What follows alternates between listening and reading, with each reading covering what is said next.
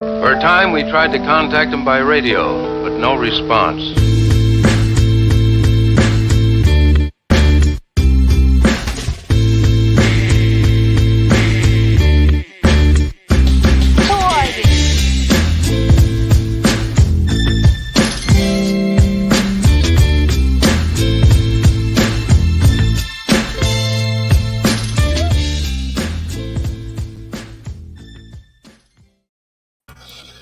Yes, y'all. Welcome into your favorite Saturday brunch bunch. It's your boys, the Dumb Marks, coming at you again today with episode 34 of the Dumb Marks podcast.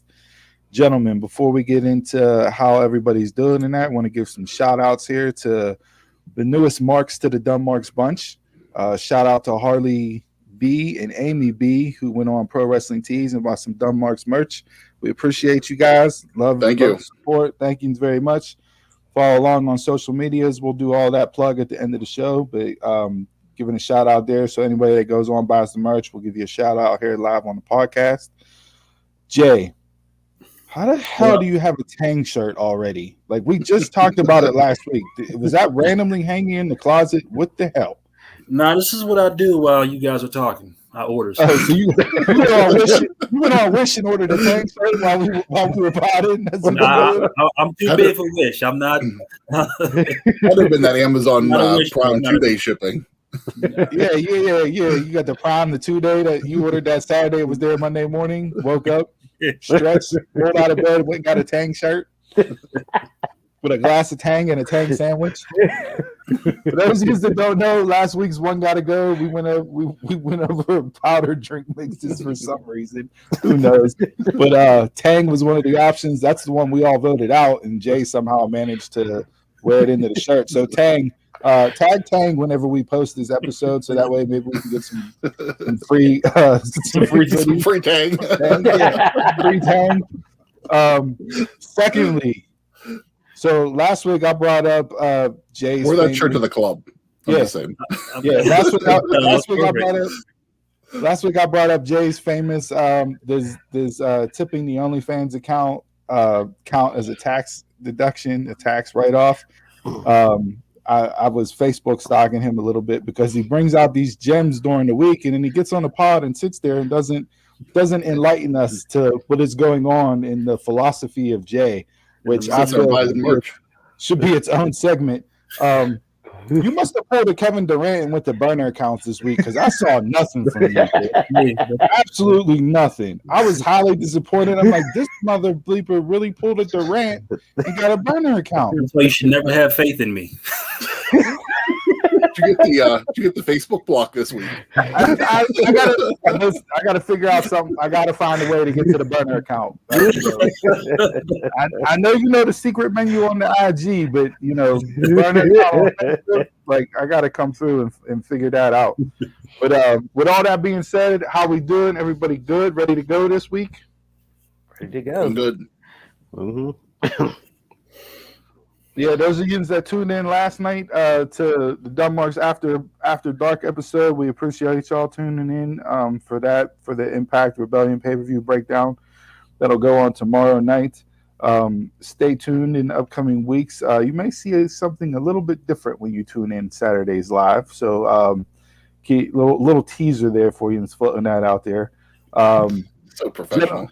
Hey, gotta work it out there. I woke up this morning, did my honey-do list. I know you and three are single, so you don't have to worry about any of that shit. Did some weed whackage, sprayed some dandelions, just boring ass married life. So yeah, that's where I was at this morning. My week was good. Got my first COVID shot and one down, one more to go. Everybody else good this week?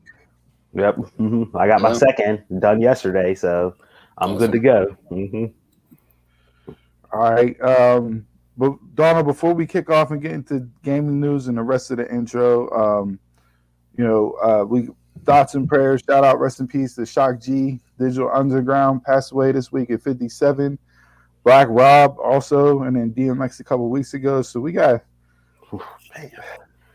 It's like 2021 is just picking up where 2020 left off. I know they say death comes in threes, but when it's three people of that, and all three of those, DMX more for me, but Shock G with obviously Digital Underground, the Humpty Dance, and all that stuff, and then Black Rob, whoa, like all three, I immediately have a memory, and we talked about that before on the podcast. How music, certain songs just automatically take you back to a time and place that were probably a lot happier, depending on what you were doing, what type of memory that elicits. Unless it involves like your seventh grade breakup where you were heartbroken. But yeah, so rest in peace to him. And that wanted to get out the way, the sad stuff out the way, so we can get into the shits and giggles like we always do. So with that, Donna, you want to kick off gaming news this week? What we got going on? Just like last week, there was a ton of gaming news this week. Sony and PlayStation finally decided to keep the PS3 and the Vita stores open. So everybody who bought all that stuff, they bought it for basically no reason. They heard the complaints of that stuff from the people, and they said they made a big mistake about it because they didn't know that people still actually played the PS3 and the Vita. But the PSP store is going to shut down still, and that will shut down sometime in July. They have an exact date, but I really didn't focus on that. Also, Sony is coming out with the PlayStation Plus Video Pass, and this is not what gamers wanted when they heard the word pass. They wanted more like the Xbox Game Pass, but you can watch Sony media, TV, and movies on your PlayStation Plus subscription. So the thing they shut down a couple months ago for having TV and that stuff just to focus on gaming, they bought back. So. Yeah, it makes sense. But is it a service or is it going to be a service? Or is it going to be you can buy movies? It's going to be a streaming service, so it's going to be something like Netflix. And like before you had to pay outright for the movies. That shit. So yeah, it's going to be like a Netflix, but it's going to be included with your PlayStation Plus subscription. So it's something extra on top of it, not what everybody wanted to see. Everybody wanted games and all that stuff. They was focusing on Venom like most because Venom's on no streaming service at all right now. So that's what they were focusing on. Don't want to really interrupt what you were saying, but just kind of tie on it. Sony and Disney announced this week that they're partnering for Spider-Man to go on Disney Plus. So yeah. Also, PlayStation Now. That's like their little Sega Channel thing for all the people who know what Sega Channel was, where you play all the old games. That's what they're focused on, backwards compatibility. Their games will now be streaming in 1080p. So I didn't even know that they were streaming in 720 the whole time. So they finally kicked it up to 1080p, and people still mad about that. Last of Us 2 DLC got canceled by Sony. Naughty Dog. Sony told Naughty Dog to quit developing on it. So we're going to miss out on The Last of Us 2 DLC, which could have jumped more into the story of some of the characters on what happened in the game. The Resident Evil Village demo continues tonight with the castle demo. And that's again from 8 tonight till 4 in the morning. So you only have those 8 hours to play it before it vanishes. And the whole demo comes out next Saturday for everybody to play. And the final gaming news I have is the PS5 battery issue. So last week I said that the PS3 and the PS4 had a battery issue. Somebody tested out the PS5. So they popped their PS5 battery out and see if it could play physical games. The PS5 can play the physical games, but they can't play the digital games. So it's almost like how the PS3 is. And the PS4 still, if the battery dies, there's no physical games you can play or no digital games. So the PS5 is on par. Yeah, so the PS5, if you have the physical disc, you can still play it if your battery dies. Whenever that do like 20 years or whatever it die. That's all for gaming. I saw on purebox.com, they had an article this week that Teenage Mutant Ninja Turtles Shredder's Revenge will be coming to our consoles sometime this year. Okay. Nice. So I know whenever it was first announced, they weren't expecting it to hit in 2021. You were looking more 2022, 2023, but from everything that they've heard, it's expected to hit sometime this year. I would assume that it would be later on, closer to your Christmas rush for that. So that's one game I'm super excited for. And then I downloaded off the Xbox Game Pass the show 21. I played Home Run Derby for about 2 hours on Thursday night. Absolutely loved it. Haven't got all my stuff set up as far as gameplay and that. So when you're running through the tutorials, it'll let you pick different options for your hitting, base running, fielding, pitching, all that. Set up the controllers how you like it, depending on how you're comfortable playing with it, which I thought was a nice option to give you to run through. So it's not just one standard format. You can pick and choose depending on how you like the controls, how you're comfortable, what buttons you like to use, so on and so forth. So that was a nice touch with them. So probably sometime this weekend I'm going to hop on and get into some gameplay and work through and see what it's like. But super sold so far what I saw. Just flipping through, going through it, looking at all the different stuff they had on there. Like I said, the Home Run Derby was cool. Played that for about 2 hours. They got legends on there. I played with Griffey. They had the old school fields. So I did Forbes Field from Pittsburgh, obviously. Spent about 45 minutes trying to hit one out dead center in Forbes Field, which didn't work out too well for me. That dead center has to be like 510 feet away. Like I've never seen a ballpark shaped like that in my life. Yeah, but no, I was impressed. So if you're on Xbox Game Pass, I highly suggest downloading that and getting into that. I was super pumped for it to come to Xbox Pass. So excited for that. And then I don't know, rumors wise, I heard potentially Xbox and Nintendo Switch are in the works to come out and make an announcement about something here. One of the CEOs from Xbox had a Nintendo Switch in the background of his desk on a Zoom call, and previously he had the new Xbox shown in the background before it was announced and made available and all that. So little like hints and foreshadowing he's placing that people didn't catch until after the fact. So I don't know if something's brewing or what, but that may be something to keep your eyes and ears out for potential partnership between them two.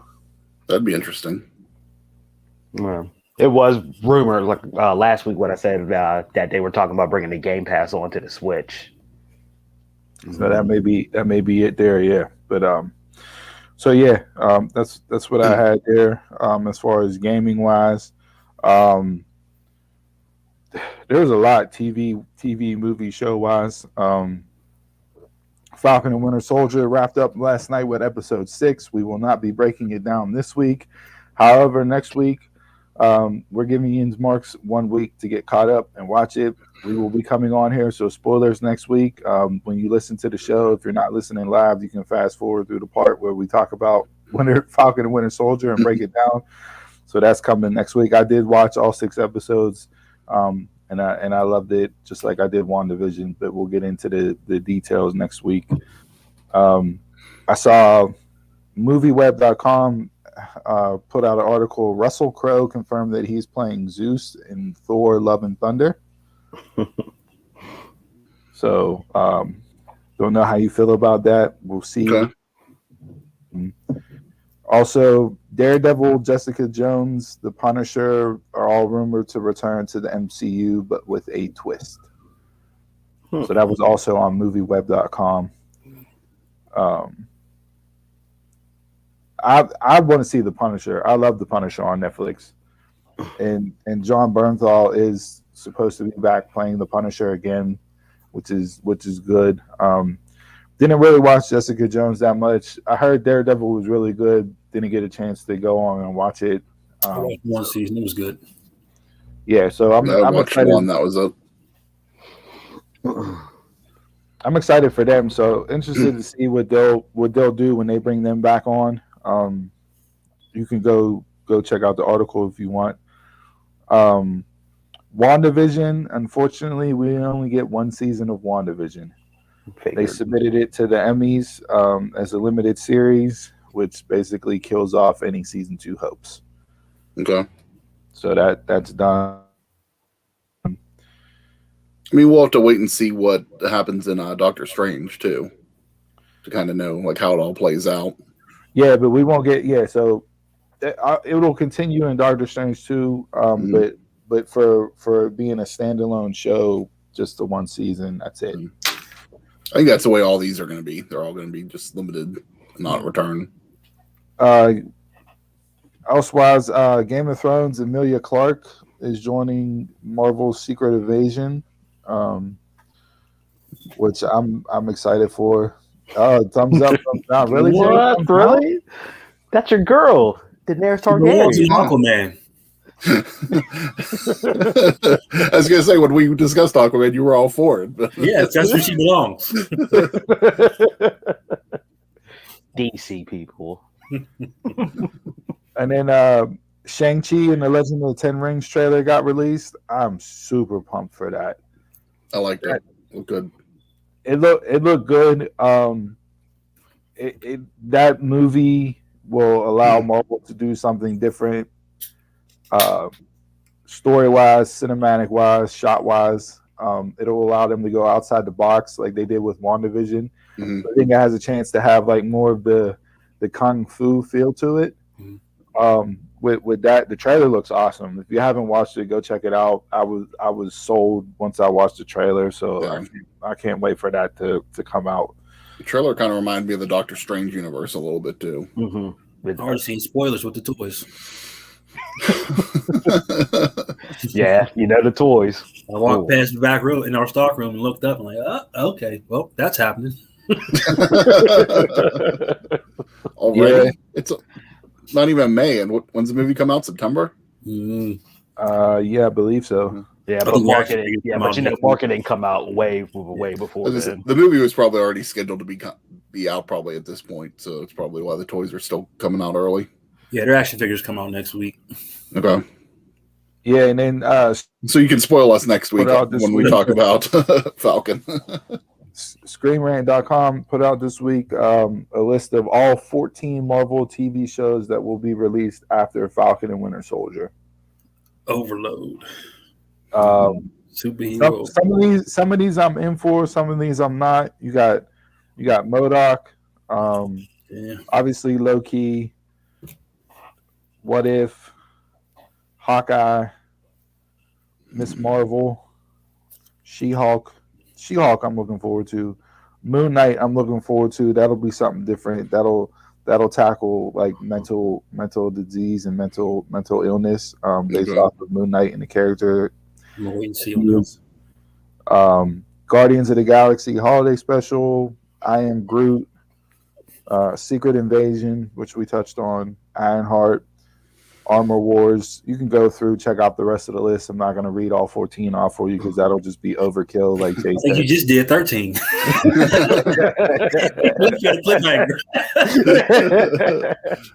And I think the holiday specials. I read off about 6 or 7. So like you said, like the holiday special for Guardians of the Galaxy. That's like holiday 2022. So yeah, it's not all coming out in 2021, but they put out the list of all the shows that they're working on. So this is definitely a slow burn to get through these shows. Man, but yeah, Marvel's definitely building this universe. Hey, I'm sold for it. Look, like I said, these first 2 series that they put out, I have thoroughly enjoyed and I'm hooked on. I don't even need to go to the movies to see a Marvel movie. Like that's how good these shows have been for me. So. We'll see how the rest of them play out. Obviously, they're not going to hit a home run on all these, and some of these are your fringe characters that if you're not a super comic book mark, you're not going to know. But the way that Marvel's been doing them, you can tune in and watch, and they'll be interesting. So, but it's nice to see that some of the characters that normally don't get the shine will be introduced. To the public and draw some eyes on some people that may not have gotten their just due based off of, comics alone. So I believe that's all I had as far as rundown for movies and TV and all that. I got a couple. So, Jeopardy continues on with their guest host. Anderson Cooper is currently the host. It was officially announced this week that LeVar Burton's going to have a run. I think a 2-week run sometime this fall. Yeah, fans got him in. They weren't even going to consider him, but the outcry to have him come on and do it, which is great. Hey, there was an online petition. So look, reading Rainbow is a staple of all our childhoods. Okay, There was nothing better than going into library class, sitting down in front of the TV and watching an episode of Reading Rainbow. So I'm all for LeVar Burton getting a shot. I do not like the fact that Joe Buck is getting a shot. I don't need more Joe Buck in my life. I need less Joe Buck in my life. I'm over Joe Buck. The only time I liked Joe Buck was in Brockmire, and he was just a dick, and it was like, okay, I can fully see you being that person in real life. That's how I envision Joe Buck to be. So, but yeah, I'm not excited to see Joe Buck get a shot of it. I liked Aaron Rodgers. I thought Rodgers was good. I didn't watch any of Aaron Rodgers. He's been one of my favorites so far out of the celebrities that they've ran through, or individuals that they've had host. But it's some of the TV sites that I follow. It's kind of funny because like every time that there's a guest host at their end, they always talk about like how do you think of their run, and it seems like everybody has liked everybody that's been on so far. So doesn't look like they've had any bad hosts. So see how this goes and who they end up eventually picking to be the full-time host. Other than I didn't have any other TV news. I do have a comic piece of news. So for Superman comics, Action Comics has always been the #1 issue, and then after that they have the Superman series. DC announced this week that they're going to stop the Superman series, and they're going to rename it Superman Son of Kal-El. So it'll be his son, Jonathan Kent, being Superman, and he'll be the main star of that series. I'm not a fan. I don't like when they mess with like the main series of comics. I kind of feel like that should just be a spin-off series, but they didn't say if it's going to be only temporary, if it's going to be permanent or not, but yeah, I haven't read Superman in a bit, but yeah, I'm not a big fan of that, but I'll definitely pick up the last issue of Superman because you never know if that'll be worth anything. Since you brought up comics, I'll throw this in now instead of saving it for bell to bell. But the WWE announced that they're partnering with Crunchyroll for a mystery anime project. So I saw that this week. Yeah. Don't know how you feel one way or the other about it. And depends on the content because they have like that. What's the show that Mean Gene was hosting on the network? I don't know. Campfire. Animated stories. That one. Yeah, Storytime. Yeah. Yeah. So if they do something like that, that'd be cool. Because I didn't mind that type of show. I wasn't a big fan of Camp WWE, but I enjoyed it. Dark Side of the Ring announced that season 3 will premiere on May 6th on Vice, with a 2-hour Brian Pillman episode. Some of the other documentaries they're going to do this year in season 3 is Nick Gage, Collision in Korea, The Ultimate Warrior, Grizzly Smith, and Dynamite Kid. Collision in Korea will be interesting because they haven't done anything. They've never done the documentary on that before. So yep. And then A&E and WWE launched their first documentary last Sunday with the Stone Cold episode. It was really good. Loved what they did. This week is Roddy Piper, so I'm excited for that tomorrow night. And then also the WWE Treasure Hunt show that they did afterwards, kind of like the American Pickers where they go around and collect memorabilia that's out there that random people have. That was also done really well. It was Mick Foley. If you haven't watched it, they set it up to where they brought Mick in, and Stephen Triple H asked Mick, what would you want to see in your case, in your like museum case of your career? If it was going to be in a museum, what would you want to see? And he rattled off an original Mr. Sacco, the original Mankind shirt, which was made out of leather, and then the vest from Cactus Jack. the red and black plaid vest from Cactus Jack. So the episode went around with him going around and them negotiating and bargaining with people and everything else. But it's really cool. It's really interesting. They're taking the superstars with them to go around and collect this stuff to verify that it's authenticity right there on the spot, which is also a cool deal. But yeah, it was interesting to see what they do moving forward. I know I think this week might be Undertaker and Kane, or they're on each have their own episode. But that's something to look forward to as well. Yeah. Once I saw Pawn Stars, I checked out. I just can't take those.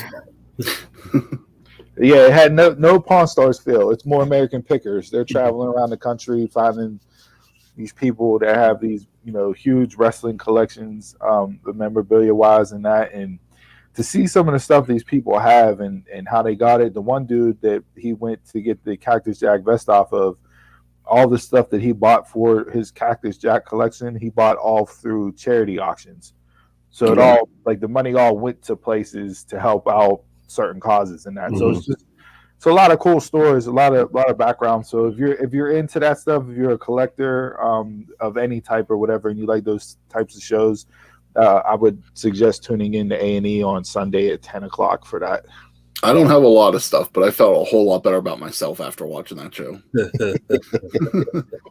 It's like, yeah, at least I haven't spent that much money. Yeah, so, but that's all I got for the intro. Anybody got anything else before we dive into the world of professional wrestling and bell to bell?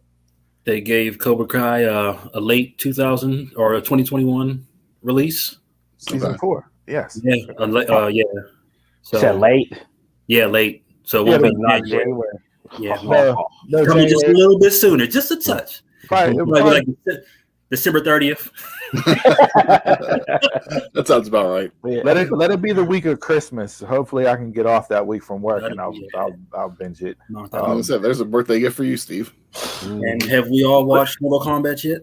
No, I will be watching it later today with my son. He wanted to watch it, so that'll be on the agenda for later on today.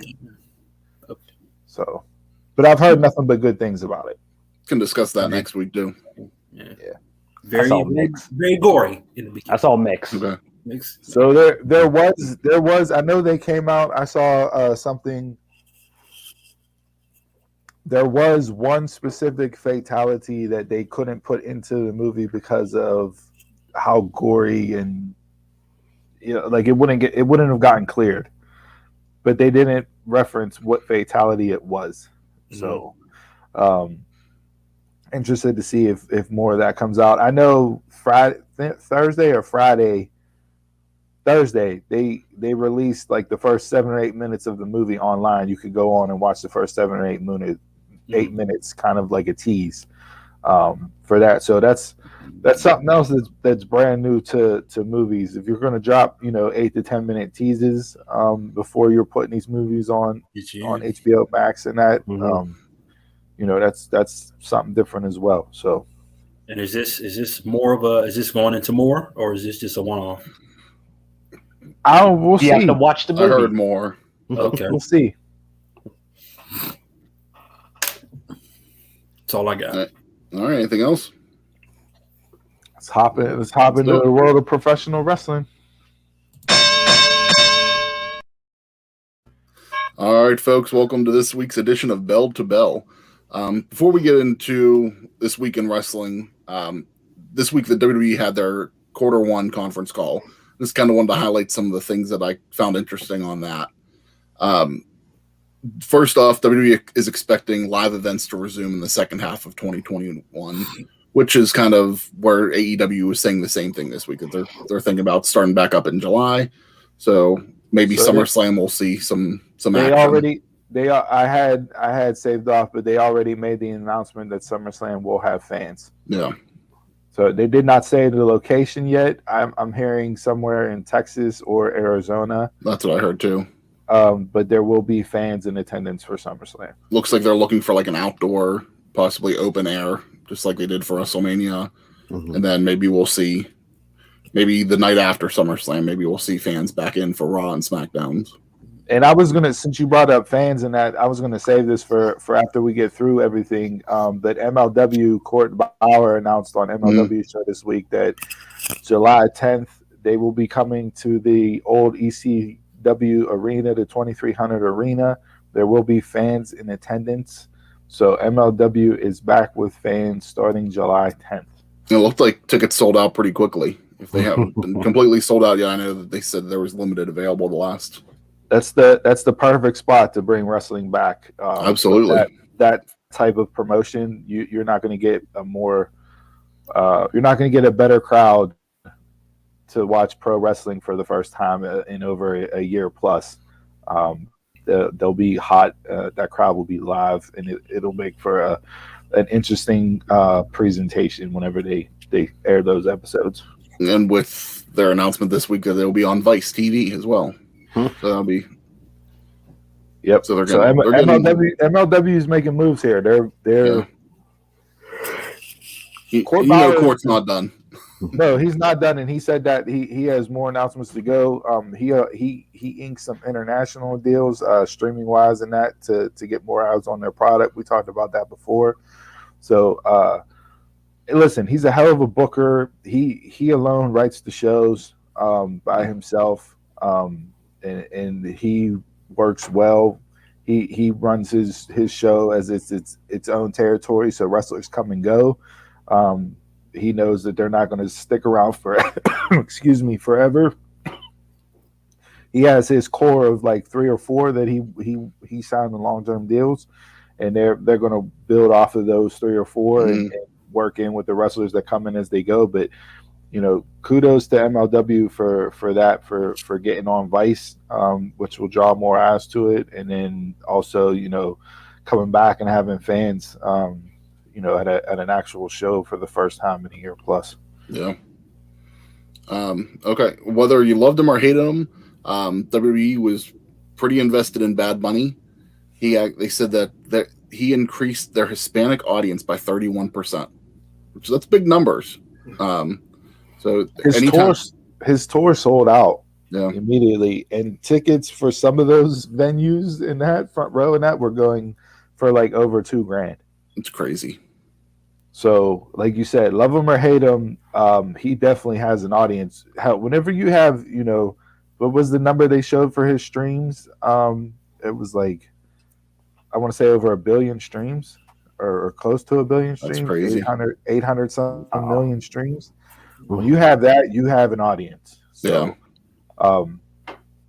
smart business wise for them, and he pulled off a hell of a match. So he did. It was a win-win for everybody. Something tells me they're not done with him. That he'll be back. He'll probably be in the Hall of Fame one day. Already, the WWE and the Peacock Network, it's still very new, but they're already looking to monetize the partnership more. So we'll be seeing more between the two. You know where that's going, right? Which is going to piss a lot of people off. Paid more for less. You're going to have to pay for pay-per-views just like UFC on ESPN Plus. Mm-hmm. You will not you won't get pay-per-views free like you have with your subscription for the WWE Network for the last 7 years, and right now on Peacock. I guarantee you that's where it's going. They may not make all the pay-per-views paid for, but I guarantee you the big four. Yeah, the big four you'll definitely have to pay for those. Which, like I said, that's going to piss a lot of people off. People are already not happy with it moving to Peacock and how it's set up. What's not there, the features as far as pausing, rewinding. So. This is where WWE's corporate greed comes into play, and it's not always best for business. And they need to, if they're going to start charging that, they need to start giving you more value of the shows than what they have. You always got your $9.99 worth, but did you get like your old $50 worth that you used to pay? And the way the amount that UFC is charging for pay-per-views, which if you have ESPN Plus, I believe the last pay-per-view I bought was the McGregor one. If you had ESPN Plus, it was $69.99, but if you didn't, it was $89.99. It's crazy. Yeah. So They get no money no matter what. They always do a deal. If you're not a subscriber, you can subscribe for a year and get the pay-per-view for like $100 or something. But if you're already a subscriber, it's still a ridiculous amount to spend every month. Mm-hmm. Speaking of Peacock, during the call, they said that WWE said that Peacock has asked them not to release the WrestleMania buy rate, like the ratings for it. Comcast is actually going to have their Q1 call this week, but I don't know if they'll discuss that since WrestleMania technically fell in Q2, but we'll see if that ever does get announced. But WWE said that Peacock was very happy with what they were bringing in, and it was the most watched Peacock live event to date, which isn't really a surprise because most of the stuff right now has just been like international soccer on Peacock Live. But the Olympics will be on this summer, so that could even top WrestleMania. And then the last thing I had was a few weeks back, WWE held the Superstar Spectacular, which was showcasing a lot of young Indian talent. That did 5 times the normal rating than what WWE normally does in India. Hey, so shout out to all our marks over in India. Yep. I know we have a good following in India. You guys support the show. We love you for that. Keep it going. Once WWE does move into the India market with NXT India, as they were rumored to do, you guys will get your number one source of content from here at us with the Dumb Marks. We'll be breaking down everything for you guys. Don't worry, we got you covered. Don't worry about going anywhere else. Tune in here for your Dumb Marks breakdown. We got you. We love you over there in India. And that was it. That was everything that I had. That was the highlights for me from the conference call. All right. Well, now that I'm done being a pandering panda, let's get into the week here. Would you guys like Raw SmackDown? We'll keep main roster itself separate, and then we can talk about the other stuff Tuesday night, Wednesday night, so on and so forth. We won't go into Impact at all this week. We did that episode last night on the Dumb Marks After Dark, so go over to our YouTube channel and tune in for that. But main roster-wise, what do you guys want to get? I fell asleep on everything, all of it, the whole week. I tune in to Raw from 8 to 9:30, and then I went to bed. And in that hour and a half time frame, they had 2.5 matches. Did you enjoy Riddle Orton? Huh? Did you enjoy Riddle Orton? Yeah, that was. Come on. That was a good match. That was a hard-hitting match. No, like I said, Riddle can sell his ass off. I just don't like how it was just all like, I don't know. I guess, like I said, it was just thrown together to have a match on Raw. Like if you look at that first hour and a half block, you take away that Riddle Orton match, there was nothing happening in that hour and a half. You had the redo of the Viking Raiders versus Shelton and Cedric, and the Viking Raiders won again. So that again, there goes the continual burial of Shelton and Cedric. Yep. And then you had Time out. I was the only guy on here screaming for the Hurt Business for months. What are you talking about? Got on board. What are you talking about? We all agreed that the Hurt Business was the best thing going on Raw. Nah, I was there a month ahead of you guys. Screaming for the Hurt Business. You're wearing a Tang shirt right now. You guys are on board because I wasn't watching Raw for that month. Now we're over it, and you guys missed the bus. Come on, you're late. No, not taking them out their prime. There's no point. They were hitting their stride perfectly. Yeah. Who you gonna put them over?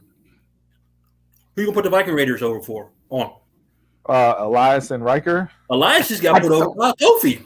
Anybody else besides Shelton and Cedric? You won't see Shelton and Cedric again. They'll be done. Yeah, they'll be on main event before you know. We're running back next week. Yeah, again, probably. If they run it back next week, I'm done watching Raw. 3 weeks in a row, the same match, I'm done. Yeah. So that hour and a half block, you take away Orton and Riddle. Like I said, you had the Viking Raiders go over again And then you had the bullshit going on with the women's tag team with Nia and Shayna, and that. And other than that, it was recap and bullshit. Like, it's ridiculous that they have the talent there and they're putting out nothing for an hour and a half. No wonder why the ratings dipped below 2 million. And I'm surprised they were as high as they were. The third hour ended. The third hour ratings by hour breakdown. The third hour did a 1.7, which is trash. You're at AEW at a 1.1 and a 1.2 the last 2 weeks, so they're right on the third hour of Raw as far as viewership goes, and they're a company that's not 2 years old yet. It's just garbage. Like it's bad. No investment. Terrible. We say it every week. It's terrible, and it just keeps getting worse. And then I watch it every week and enjoy it. I don't know what you guys are watching. So, all right. So I watched it. I read the recap like I always do. Didn't watch it. There we go. There we go. Don't take your opinions from these guys, people. They don't watch the show. I watched it. I just didn't watch it live. Why would you have Mason T-Bar get unmasked this week when the perfect opportunity to do it was last week? I don't think the mask was supposed to come off this week. So when they could have did it themselves. Supposed to come off? Because they both of them came off. So like I can understand maybe T-Bars wasn't supposed to, but it came off and Drew just improvised, in the ring. But Mason's, they both got unmasked. They came off. Which one is which? Mason's black. Oh, you watch the show every week. I do. Mason was coming off the whole match.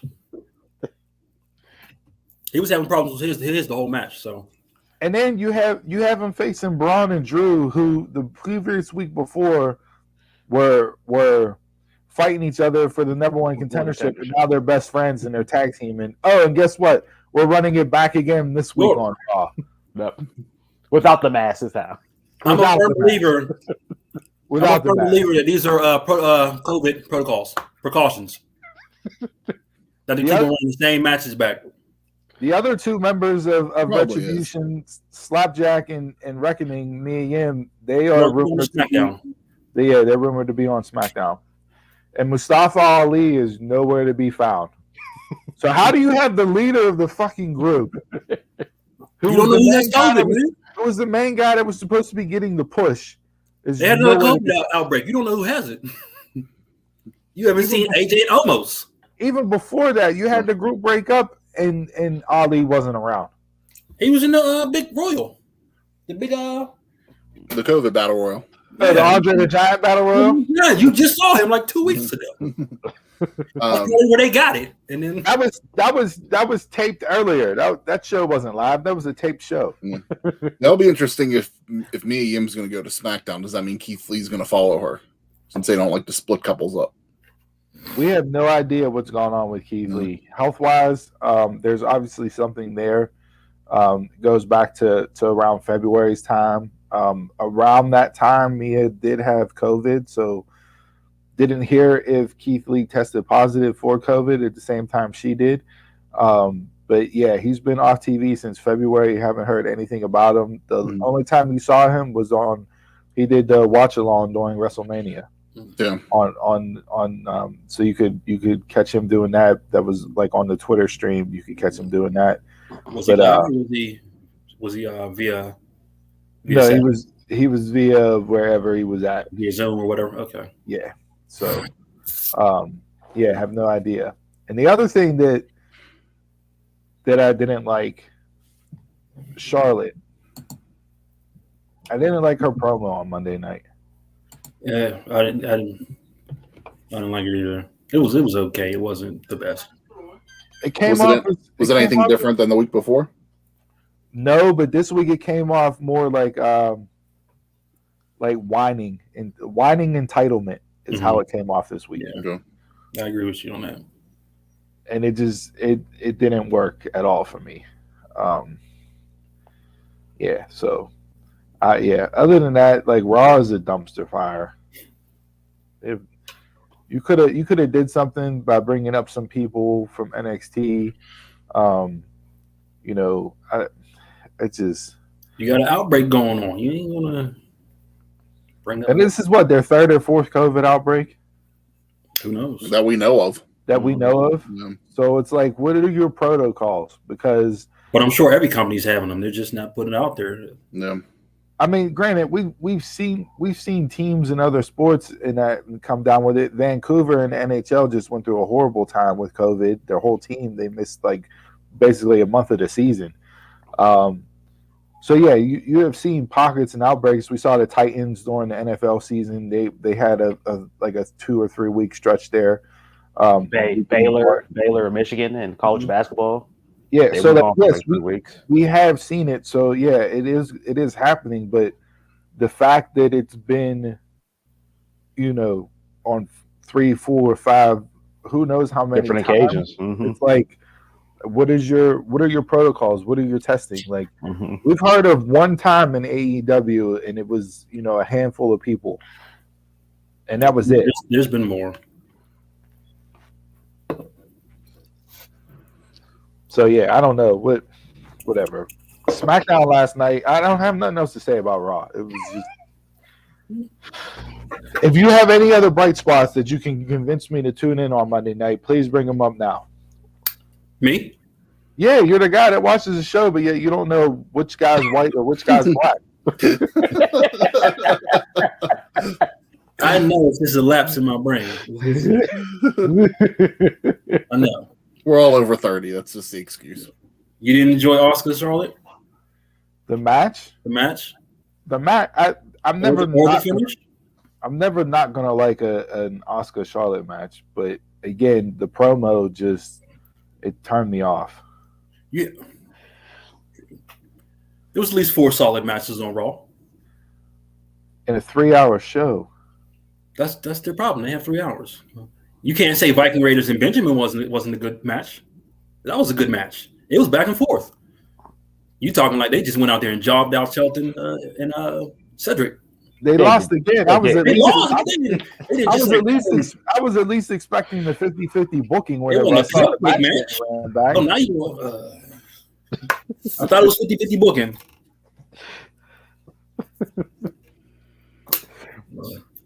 How does the Viking Raiders 2 weeks in a row, does that really elevate the Viking Raiders up at all?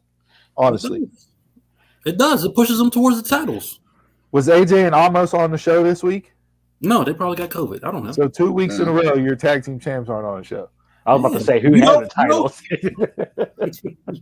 2 weeks in a row, your tag team champions aren't on the show. That's good. After they just won it at WrestleMania. That's awesome. So AJ and Amos. I mean, the Bucks are on AEW this week.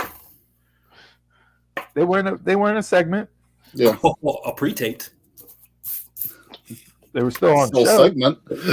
Still on the show. The fans ain't get what they want. Listen, if you call it there. I have honestly, I watched WrestleMania, right? And then I was like, okay, it's a hard reset. It always is after Mania. Let's see what they'll do.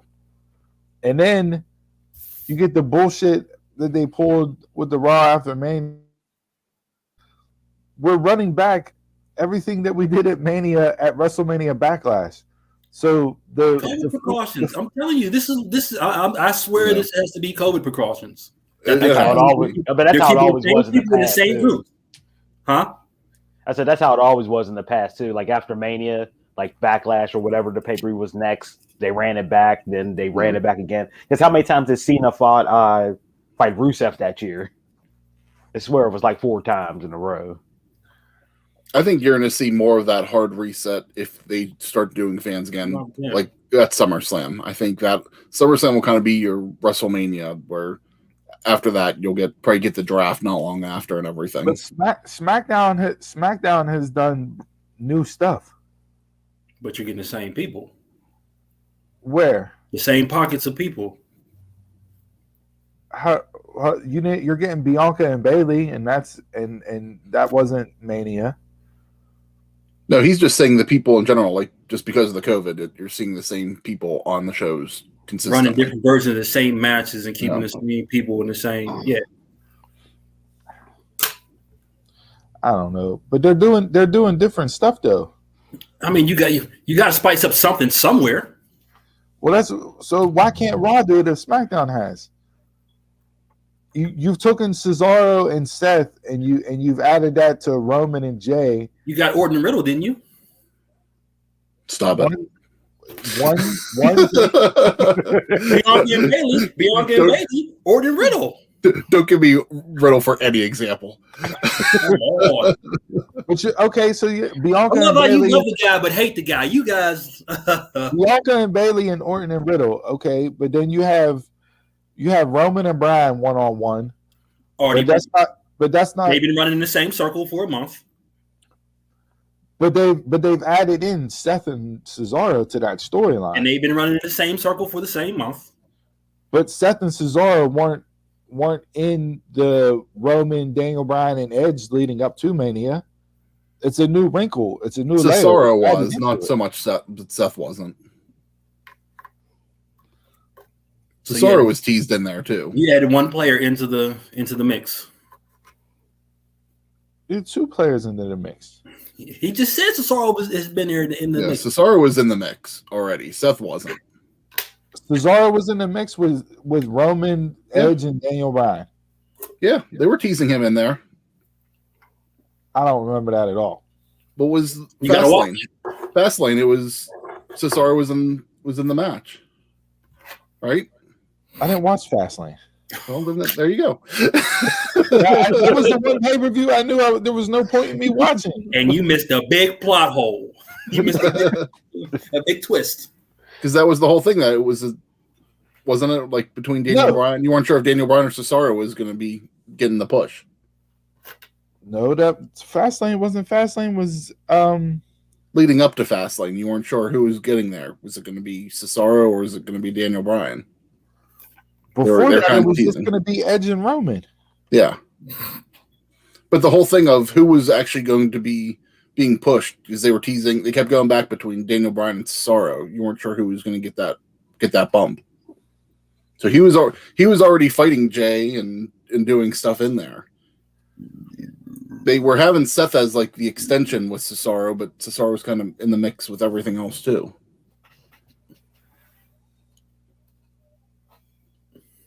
Thank you for. I don't. That goes to show you that it's not memorable because that to me that I don't remember Cesaro being a part of that at all. Like it was always Cesaro and Seth going up to Mania.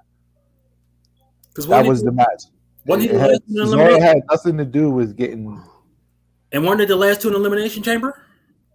Who? Cesaro and Daniel Bryan. No, it was Daniel and Uso. Yeah, it was Daniel and Jay. Mm-hmm. So yeah, I don't. To me, SmackDown is a way better show, a way better product. You mean you mean tell me you like General Nigerian Nail? Listen, only Umaga is allowed to do that finish. True. I saw it last night. I don't like that guy in general. No. Listen, I love the match with Apollo Crews and Kevin Owens. Give me more of them two in a feud. I'll take that all day. Apollo and his ring work is great. Yeah. The character is just terrible. Yeah. It's not even the character, it's the accent. The character is fine. Like I said, the character is based off of his real life. It's his real life backstory. So like I'm fine with that. Bring that into the fold. Just don't have a guy who's been on the main roster for 3 years all of a sudden start talking with a Nigerian accent. And have a captain with him. I swear his title changes every week. He's a captain, a general, colonel. I don't mind him having muscle because again, it's the gimmick. The gimmick, right? Mm-hmm. I don't mind him having the muscle. Not that guy though. You could have had almost. No, you can't have him because he's with AJ. You could have had almost. It's just funny that we were talking last week about where you learn people where built from, how it ruined your life, and you brought up, your brother with Volkov. Mm-hmm. Aziz is like 100% Polish. and he's Really? now he's a Nigerian captain. Wow. So he's, with the backstory. Wow. Yeah, That's eye opening. Yeah. yeah. So I think the biggest thing last night from SmackDown, at least Twitter wise, the biggest thing was Don't say it. Aleister Black. Daddy issues. You getting the same gimmick. Yeah. Nah, it's different. You It's different. I agree with Jason. I'm gonna see where they take it. Listen, the rumors were that they are taking this character and this storyline and are legitimately basing off of events from his childhood. So how they weave that in is one thing. I like the promo. I like the setup. He needs to tag him with Ricochet. I'm gonna see where it goes. We saw that on WrestleMania 2 years ago. Look, man. To me, Aleister should be in the main event picture. Oh God. Ooh. He can work. You're alone in that corner over there. He can work. He can work in the ring. He can talk on the mic. He got the size. He's what 6'4", 6'5". Like he's You different. can talk on the mic, but do people care? Well, that's what the whole point of these vignettes are. Aleister was getting over whenever Heyman had him on Raw. He was a Heyman guy, and Was that the knocking gimmick? That's why he hasn't been on. That's why he hasn't been on TV since October. Is that the who wants to answer the door or whatever? The knock? Was that the gimmick? Yeah. That was good for like a week or two.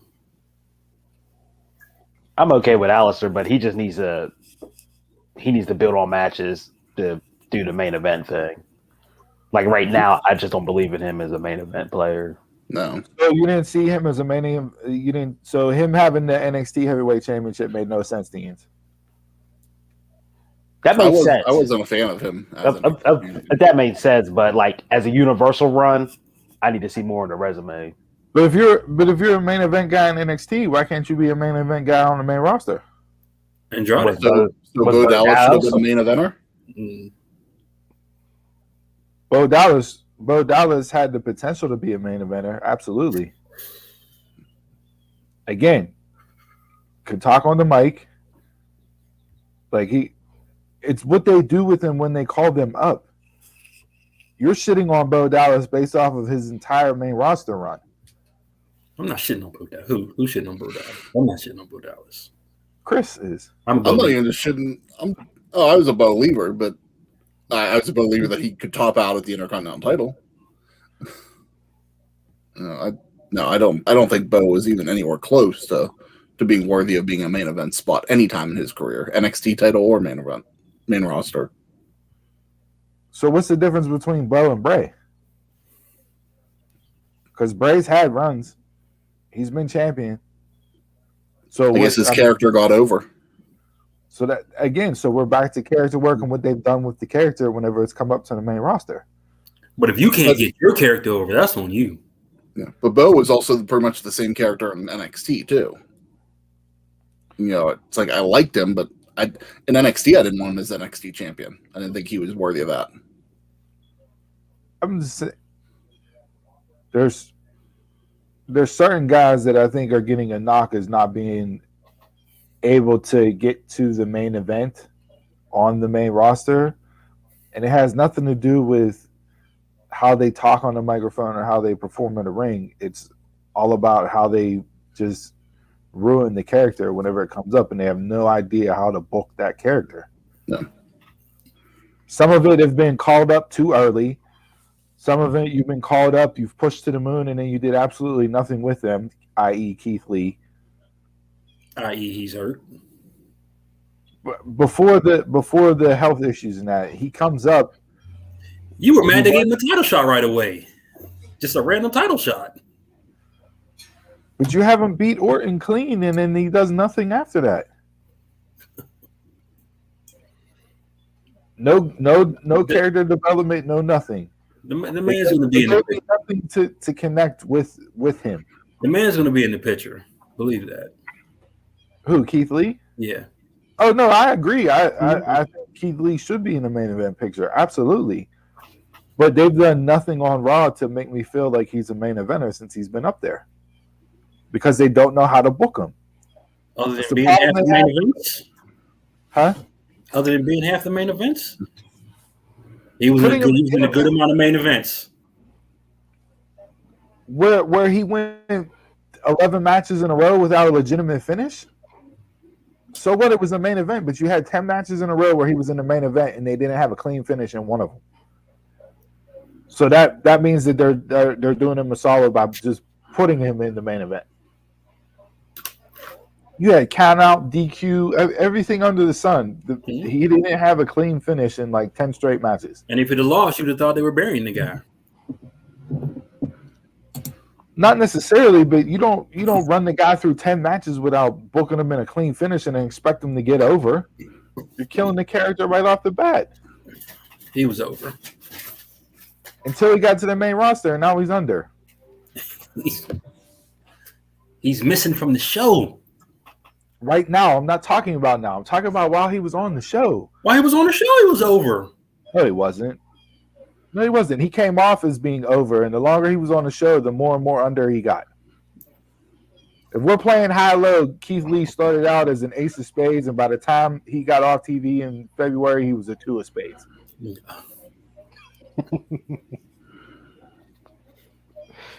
No other way to say it. It's like that with it's like that with all the most recent NXT call-ups. Once his music changed, he went down. That could have done big things. You mean to tell me Andrade couldn't have been in the main event with Selena as his mouthpiece? I thought that for sure. Yeah. Absolutely. Definitely. Yeah, the looks, ring work, like everything. Absolutely. The only thing was his English wasn't great, so they automatically shit on him. But you had a mouthpiece in Zelina with him, yeah. So Brock can't talk, but he had Heyman with him. Yeah. Even though it's because you don't know what to do with him. I don't know if I would have put a title on Andrade yet, but I think he should have been at least elevated into there. And apparently Charlotte has heat backstage. So when don't she have heat? It seemed like every week she has heat. So does her father. So that's like legitimate beef. Like she got written off supposedly because she had to get some oral surgery done and that's why they went with the suspended gimmick and that's rumored to be. But I've also seen other reports where she has legitimate heat backstage, and right now she's choosing to stand by her man. So take that for what it is, and we'll see how that plays out moving forward. But I mean, I don't expect Charlotte to be around much this year, just because of her going to be taping that new USA series. So that's gonna eat up a lot of her time. So I think I wouldn't be surprised if they put the title back on her briefly, but I just don't expect it to be a long-term thing. Did you like the way SmackDown ended? It was too much Daniel Bryan altogether. I didn't care for him being the mouthpiece of Cesaro in the beginning. Yeah. Like it was too much. Like that. Yeah. But I like what they're doing because it's adding on to the story. And Roman said it again last night. I issue challenges on here. This is my show. You're not worthy. You're not on my level. So I'm not even going to talk to you. I'm going to challenge him. And this is, once I beat you, you're done. I don't ever want to see you on SmackDown again. And that goes to what the reports were about Bryan, to whether or not he's going to be done, going to be more of a part-timer, thinking about retirement, all those things that have come out in the last several weeks with him. But I like the story that they're telling with Cesaro. Roman is completely brushing him off as not seeing him on his level. So continue to roll with that. To me, that'll get the groundswell even further behind Cesaro from the fan wise. Yeah, that's a good slow burn. I like it. I do. It's Mhm. interesting. I haven't seen that take before, and I can't remember if they've done that take before. I know, like the Brian Hole B player bit was what they ran with whenever he had his rise and won in the triple threat at Mania. But even with that, it's a little bit different because it was coming from Hunter and Steph. It wasn't the champion saying it. You know what I mean? So it was like, oh, it's the management, it's the company, it's the man saying you're a B player, you're not worthy, so we're not going to put you in that spot. And then the fans demanded it, and he got in. We all know how the story played out. This is a different take on it, where it's Roman saying, look, I'm the champ, you're not worthy. I challenge who I want to fight for my title because I'm the head of the table. You're not on my level, so I'm not even going to talk to you. Which furthers what they did previous week, where Cesaro comes out, grabs the microphone, and Roman, Heyman, and Jay turn around and walk right out the ring. Don't even acknowledge them. I like what they're doing. I want to see it continue and see how it evolves. So now Backlash, you're going to have Roman and Bryan. No, that's next Roman week. and Bryan's on Oh, it's next week. That's next week. Okay. That's next week. So who knows where we're going to go with Backlash? I think the logical thing for me is you put Cesaro in Money in the Bank. If Roman's not going to give him that opportunity, Cesaro's got to make his opportunity. Which I can see them doing it if they're going to slow burn it. Money in the Bank is June, right? No, is it June or? Yeah, because WrestleMania Backlash is May. So yeah, then June would be Money in the Bank. Yeah. So if you go Cesaro at Money in the Bank, you see him challenging Roman at SummerSlam? Possibly. Slow burn it to then, yeah. Until you get your fans. I'd build it. I wouldn't tease it. I'd build it. If you have fans in the stands for SummerSlam and you have Cesaro beat Roman for the belt, would you want? I'm not sure if I'd put Cesaro. I don't know if I would have Cesaro win. I'm not sure if I'm there. Challenge or cash in? I would challenge. I would have Cesaro take the case and say, "Hey, you don't want to give me the opportunity. Here's my case." And you straight up call it taking the opportunity. I want the match at SummerSlam. Don't have him do the surprise cash in. No. That's not him. It's not him. Do it that way. I think I would absolutely have Cesaro win over Roman at SummerSlam. He doesn't have to have a long run with it, but you would get a Daniel Bryan, Kofi Kingston pop. And then that would have been a year that Roman held the title, right? Since then, he won it after SummerSlam. The week after. He came back at SummerSlam, right? Okay, so it'll be close enough. So it'll be close enough where, he could drop the title for sure. Yeah, I would definitely run with that. I like that. I don't know if they'd be able to carry the story that long, but that would make all the sense. That would make all the sense in the world. Like, because then you think you'll have to throw somebody else in. Whatever the event would be in July, you can have Roman call his shot for that, whoever he wants to defend the title against. But so I know keep going. I know Seth has come out and said that he wants to work with Roman now, based off of him with his character where he's at and Roman's character where he's at. So I could see maybe them going Seth Roman at Mania, or I'm sorry, because that's a bigger marquee matchup, so to speak. But that's heel. But is Edge done? I have no idea. We haven't heard from Edge. So he's only a part-timer, so he could be back for SummerSlam. Yeah, he's done. he's but I would definitely do Roman and Seth until have them do Money in the Bank, have Cesaro win that. So you don't have to drag out the storyline between Roman and Cesaro. Play somebody in there. I would just keep having Roman just looking Nope, not yet. Not even gonna talk to you yet. Yeah. Who are you? Go wrestle so and so and see. Like, have Roman set up the challenges for Cesaro as a different take on it too. Like, oh, you want to get to me? Let's see if you can. Sami Zayn. Let's see if you can beat Kevin Owens. Let's see if you can Cesaro beat and Jay every week. I like Vince did with Kofi to try to get the Daniel here. Yeah. But again, it's different because it's Roman bringing the matches. You know what I mean? Like it's. So yeah, I liked it. We'll see what they do from here. Anything else, main roster wise, before we jump over to Tuesday night and Wednesday night? No. You're getting Bailey Bianca. Did y'all mention that? Yeah, I'm fine with that. I liked what they did. I like what they did last night. Mm-hmm. Bailey was great. Yeah.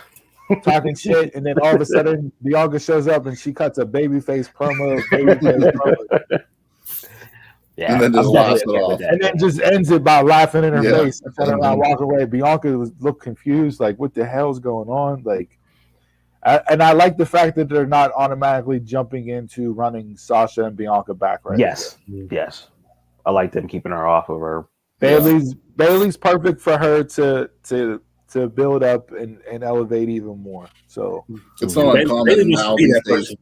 If you watch like the Stone Cold thing, she wants to be that person to help elevate everybody in the locker room. So yeah, and what she did with her reign over the year, you know what I mean? Like she's in that position now where she can elevate people up. So yeah, Bianca won the belt. Okay, let me work with Bailey and build up my status as champion. So I'm cool with them running with that. It'll be another good match. So it's the perfect person to put in with Bianca. Yeah. So Streets Profits and the dogs ran into the ground. Yeah.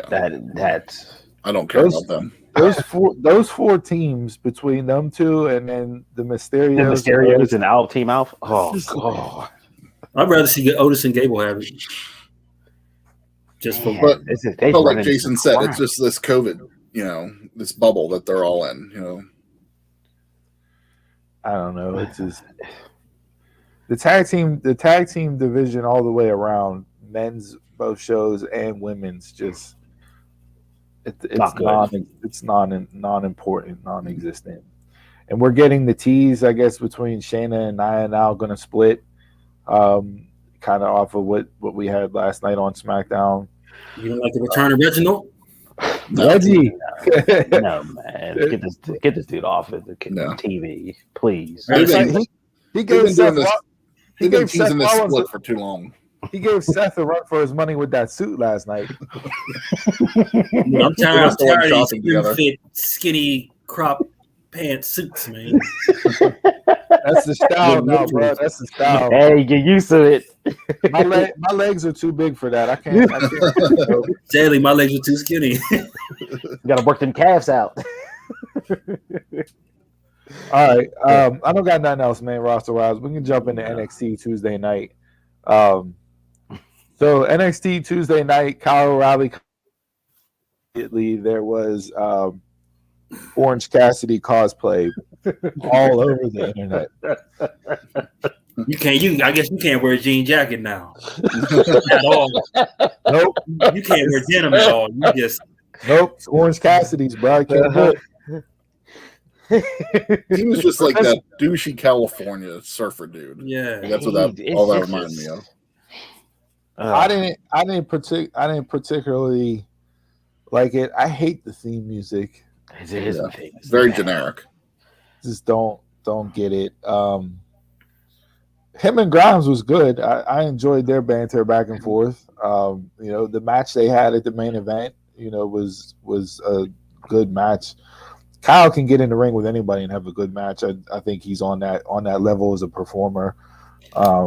It seems like they're pushing him. If they're going to give him, they've been giving him some main event spot matches that he's going to get a title shot sooner than he called Cross out. He called Cross out. Called Cross out, and then I like the tease, the stare down before he walked up the entrance ramp. I thought that was nicely done there.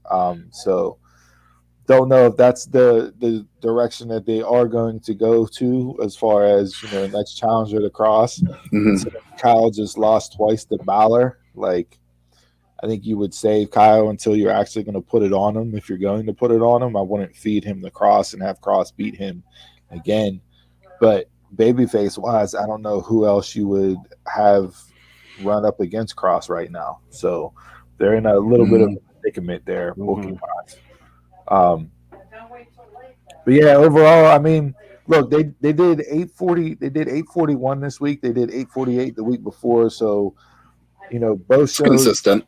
Yeah, both shows look to if they're going to peak around that, then that's a solid for NXT ratings wise. So yeah, but other stuff on the show. Would you guys like? What were your takeaways? Lorcan, because that was another hard hitting. Yeah, that was a good match. That was really good. Mm-hmm. Yeah, those two. WWE was laying the wood this week, especially with Chops. That's Oni though. Like, he gets in there and he brings it. Like that made me want to see him and Ciampa. Between Orange Chest and Kushida's chest. that made me want to see him and Ciampa or him and Walter. Like, that would just be just force on force. Like, he did that running uppercut on Kushida. I was like, whoa, man. Hey, you get him and Cesaro to have an uppercut battle, and man, serious beef. I like Zoe, the new girl. I didn't like them being together just because they're two people you're trying to push. Yeah, I thought that was a little bit. I thought that was a little bit odd to put Zoe with Sare right off the bat. Good match, but. Good match. Yeah, good match. I don't know much of Sare outside of WWE. Apparently, she's a huge talent that they've been trying to sign for a while. Finally got the deal done. A lot of people online were praising her work, so I'm going to have to go on YouTube and search some stuff out to get caught up on her. But she can go in the ring, and just another Joshi star that they got in WWE. You had your run, you had Asuka, you had Kyrie, you had Io, and now you have her. So I'm all for that. She definitely impressed me enough to where I'd want to watch her next match. I like her getting paired up with Tony. I like that feud. Yeah, because you saw Tony come out and attack Zoe after the match, and Sari coming out to make the save. So if they're going to run with her and Tony, that would be a good feud to set up off the bat. The women's wise, NXT, like, the main roster needs to take notes from NXT on how to book women. The women had they were involved in at least half the show, whether it was backstage segments, matches, promos. Like, the women were a constant thread throughout the show. And I like the Io's tease that she was gonna take a break, and then it seems like Frankie Monet steps in. It seems like they're going to go somewhere with the two of them. So, and I can't wait to see them two go in the ring, because Io, if you go back to Lucha Underground, when Io and Kairi Sane, and I forget who the other woman was, but when they came in and they worked a gauntlet match with Pentagon. So Pentagon faced all three of them, and Io and Kairi were unreal with Pentagon in the ring, like, just craziness. But it's Io's style working with Taya, who has worked the luchador style as far as being a base and catching her and letting Io do, like, them two, I think, are going to have instant chemistry in the ring and pull off some really good matches. So I'm definitely excited for them too. Jay, you brought up Mercedes and Raquel, and that looks to be the way that they're going. You kind of got the tease with Dakota this week, planting seeds. Like, oh, we beat Io and all that. So, like, you could see the turn coming. But I'm not. I like both promos.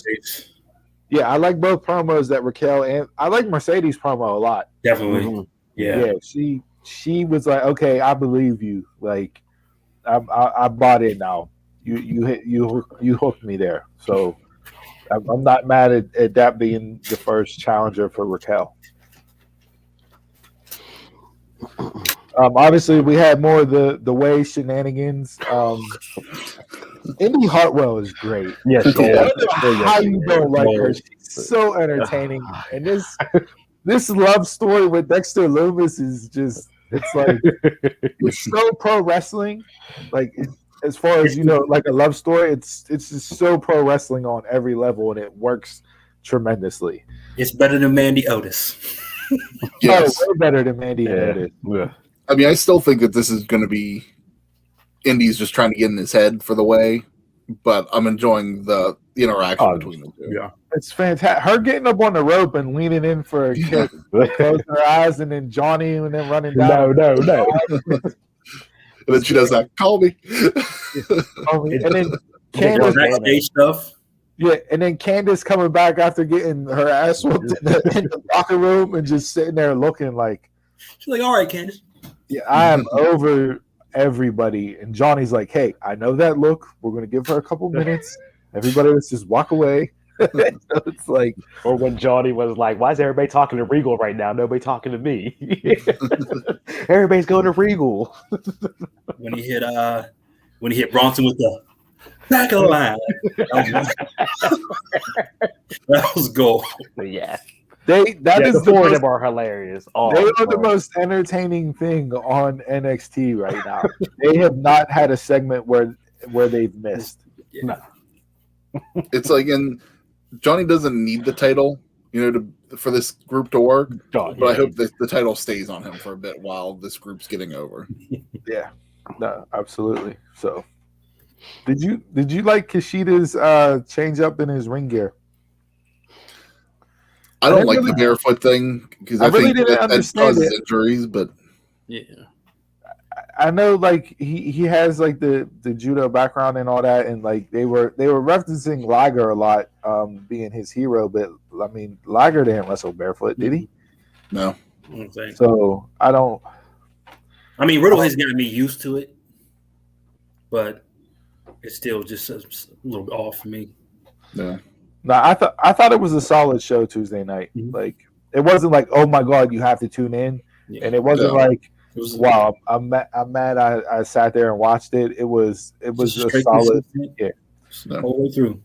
yeah. So you could start to see where they're going with story wise, and some of the matchups that they have lined up right now based off of Tuesday night. I'm all for a lot of them. So They haven't announced anything yet, but I'm wondering if they're going to try to build up the not this week's show, but the following week's show, since that's going to be blood and guts on. I know they're not head to head anymore, but just to kind of, they always did that. Whenever AEW is doing something before, they always try to do some counter programming. I think, and Hunter referenced this in a call that the Wednesday Night War was just an imaginary war. Like it wasn't. Oh, it was, but I mean, but I don't see them. If they were still on Wednesday nights, yes, I would see them trying to stack the card. But because they're on separate nights now, I don't see them doing anything to counter program AEW. I think they're going to run their show how they want to run their show. They'll put it out on a weekly basis, and we'll get what we get. I don't think they're going to worry about doing anything from a programming standpoint based on what war games. Just focus on yourself. That's it. Just focus. Yeah. So I even like that guys. If you're ranking the 3 WWE shows this week, obviously Raw is third. Who do you have first, NXT or SmackDown? I have NXT then SmackDown. Yeah. Just because it felt solid the whole way through. Yep. Consistent straight through for 2 hours. I agree with that. So, all right. Anybody got anything else from NXT? We jump over to Wednesday Night Dynamite. Nope. Okay, so we brought this up last week on the show, and it was more evident this week, and I'm starting to get sick of it. Sting? No. Taz. You have a run-in or something going on either during every match or after every match, and it's getting old, and it's lazy booking. That took away from the main event for me. It always do. Yeah. This week, I didn't necessarily mind Luchasaurus and Sting, I didn't like how they set it up, but I didn't mind them two brawling into the back so that they're out of the picture and it is just Jungle Boy and Darby. I didn't mind that at all. But it literally, like, after every segment or during every match, it's somebody's coming out, somebody's attacking, somebody's saying something. It's just like the entire show was that way. And it's like, we got to stop doing that every single match, every single week. Like, this has been their MO since almost day one. And you don't need it. No, you don't. When you do that, you don't allow things to breathe and you don't allow things to sink in. So you don't, or like we said last week with the main event with Hardy and Darby, it takes away from the match completely. So you're losing your focus and you're trying to like digest everything that you see, and then it just turns into I don't remember anything. And we said before Revolution too that they need to start elevating Darby. He's had 2 great matches 2 weeks in a row. You know, between Jungle Boy this week, I thought it was a great match, but things are taking away from that. It's not necessarily taking away from him, but I don't think it was just putting that stigma on the match. I don't think it was as big of a deal this week as it was last week. Oh, last week was because last week was during the match. It seemed like, like I said, I didn't like the fact that Sting and Luchasaurus mixed it up. Like, to me, it was unnecessary. You didn't have to do it. Just have them two outside like they were throughout the match. There was no reason for them two to get into it. No, you know, it's because they have to use Sting. They don't need him every week. No, and he shouldn't be brought out there every week. No. Agreed. But you have Darby, who main evented 2 weeks in a row, which I thought was interesting. You know, I thought maybe they would have added, you know, Sheeta and Ty as the main event just to give us another women's main event based off of how Britt and Thunder Rosa showed up. I thought you could have. That would have been fine. And that would have been fine because they had a hell of a match. Yeah, getting you ready for life without the title. But so yeah, Darby main eventing 2 weeks in a row was interesting to me. I don't, you know, and it's put emphasis on the title, but it is based on some of the stuff they're doing during the matches. They're also taking away from the title. Him and Jungle Boy can go at it. Like let them. I'm all for them battling it out. You know, like they're both super young. Like Jungle Boy to me is going to be a star. I don't know I don't know if he keeps the Jungle Boy moniker the entire time. You know, like you had, you know, Bow Wow turned into whatever, but you know, at some point, I think you have to go in a different direction name wise. You can't just always be Jungle Boy. Well, that's why, you know, like even whenever AEW first started, a lot of fans were giving JR shit because he calls him Jungle Boy Jack Perry, and Jungle Boys came out numerous times and said, I'm perfectly okay with that because he's building my name brand. Right. You know? And I think that's where it's going to lead to more and more down the road as he grows into a different character at some point that he'll be Jungle Boy Jack Perry. If you want to keep the Jungle Boy moniker, then do it in that way, that form or fashion where it's Jack Perry. You know what I mean? So like I'm fine with that. But him and Darby was really good. Sheeta and Ty was excellent. Ty, from her time in NXT till now, is just she's improved so much. And them two beat the shit out of each other. That Widow's watch or Widow's shot that she hit on her on the turnbuckle. Oh yeah, I thought she broke her back. Like she dropped her on the pole of the turnbuckle. Yeah. It wasn't even on the turnbuckle. Like I thought she broke her back. And then she fell off. And then she fell off. I was like, holy shit.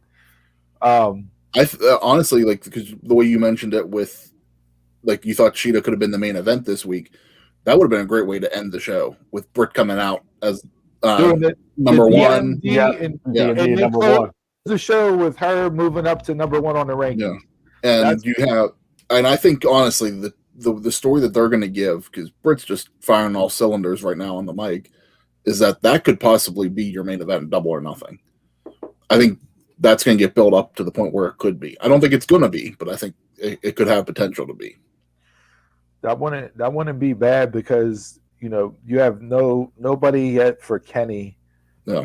I think you're going to get Young Bucks versus Moxley and Kingston for the tag belts at Double or Nothing. Okay. That's why I see that going. But yeah, that's not a bad idea. I loved that those two matches. Hangman and Starks was great. I thought Starks broke his neck. I have no idea how he did it. Man, wow! You guys What sent do you it over. say? He gave the shout out to DDP Yoga. You guys sent it over in the group chat, and I missed it live, Okay. and then I hopped on the Twitter because I was tweeting along with the show, and I hit the refresh button, and they just had the people were just posting the gifs of the move, and I'm like, yo, how is he up walking right now? There's no way that he does not have some type of neck injury. Yeah. Thanks, DDP. Yeah. So I mean, but then again, like it goes back to the same qualms that we have with the whole show. You have a really good match, then you have Cage come out, then you have Dark Order come out. You know what I mean? Like it's just it's too much. Now you get Cage and Hangman this coming week, which I think will be a really good match. They need to figure out what they're doing with Brian Cage. Either let him go off on his own or what. Like to me, he's been a little wasted since he's came over, which I'm sad to say because I enjoy his work a lot. I like him in Lucha Underground. He was very good in Impact, and I had high hopes whenever he came in. Mm-hmm. Where do you see Team Taz going? Because they lost to Paige. You think Paige is going to win next week, and with Powerhouse Hobbs losing to Christian, like there's a lot of losing. That was a really good match too. Man, there's a lot of losing on Team Taz. We're praising too many matches on this show. Come on now, you can't tell me that like that match. The main event was good. Everything else felt like a dry run. We're praising too many matches on the card. You didn't like Sheeta and Taya? We didn't like Sheeta and Taya. It was okay. It was better than Charlotte and Asuka. Wow. It was better than Charlotte and Asuka. I mean, y'all going pretty far with the praise. I thought Sheeta Taya was main event quality. No. The matches on this show were They were okay. No, you're crazy. They were okay. Hangman You see better from all of them. They were okay. Hangman and Starks was better than Orton and Riddle. No, it wasn't. Yes, it was. No. Christian and Powerhouse Hobbs was better. Don't you dare say that. Don't you dare say that. And look, when you here, okay, in wrestling, you get hit somewhere. Sell where you got hit, okay? If you get hit somewhere, sell where you got hit. Don't grab where you were supposed to get hit. Hobbs. It was an okay match. Don't Christian Hobbs, I'll give you. It was an okay match. His thing was good. I was legit concerned when he hit his the Arn Anderson or the spine buster. That was good. But don't praise everything on the show. Match wise, they didn't have a miss this week. Match wise, nothing was any of their greatest. It was another solid straight through. But you're praising too much. It went like this, and then at the end, Darby, Jungle Boy, Sheeta, was good. And there you go. That's how the show went. Yeah, I mean, for me, AEW was the best show of the week, and it was definitely Wardlow might have had the best thing on the show. Well, I wasn't crazy about Billy Gunn and QT. No, but that furthered along the story, which is you're building up. That's all it did. Yeah, the match itself wasn't. So we don't praise matches in WWE. We praise storyline. What are you talking about?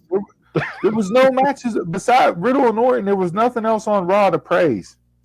Match wise, you didn't like Viking Raiders versus Benjamin. WWE, you hate the results and the storyline, and that just makes you shit on everything.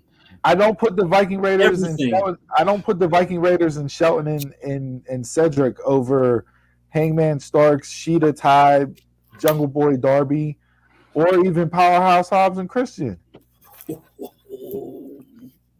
I mean, I'll be honest with you, and this isn't me trying to shit on anything. It's just my honest opinion. AEW is consistently the only show that like really entertains me during the week.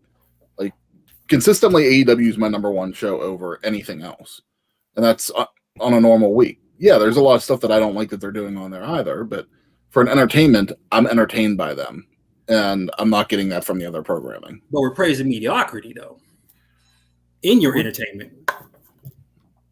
I'm not even going to say it's mediocre. You're praising subpar matches just because you're entertained. Subpar matches. You got people like Bully Ray coming out on Busted Open Radio praising Christian and Powerhouse Hobbs for having a great match, great psychology, everything else, but yet that's not.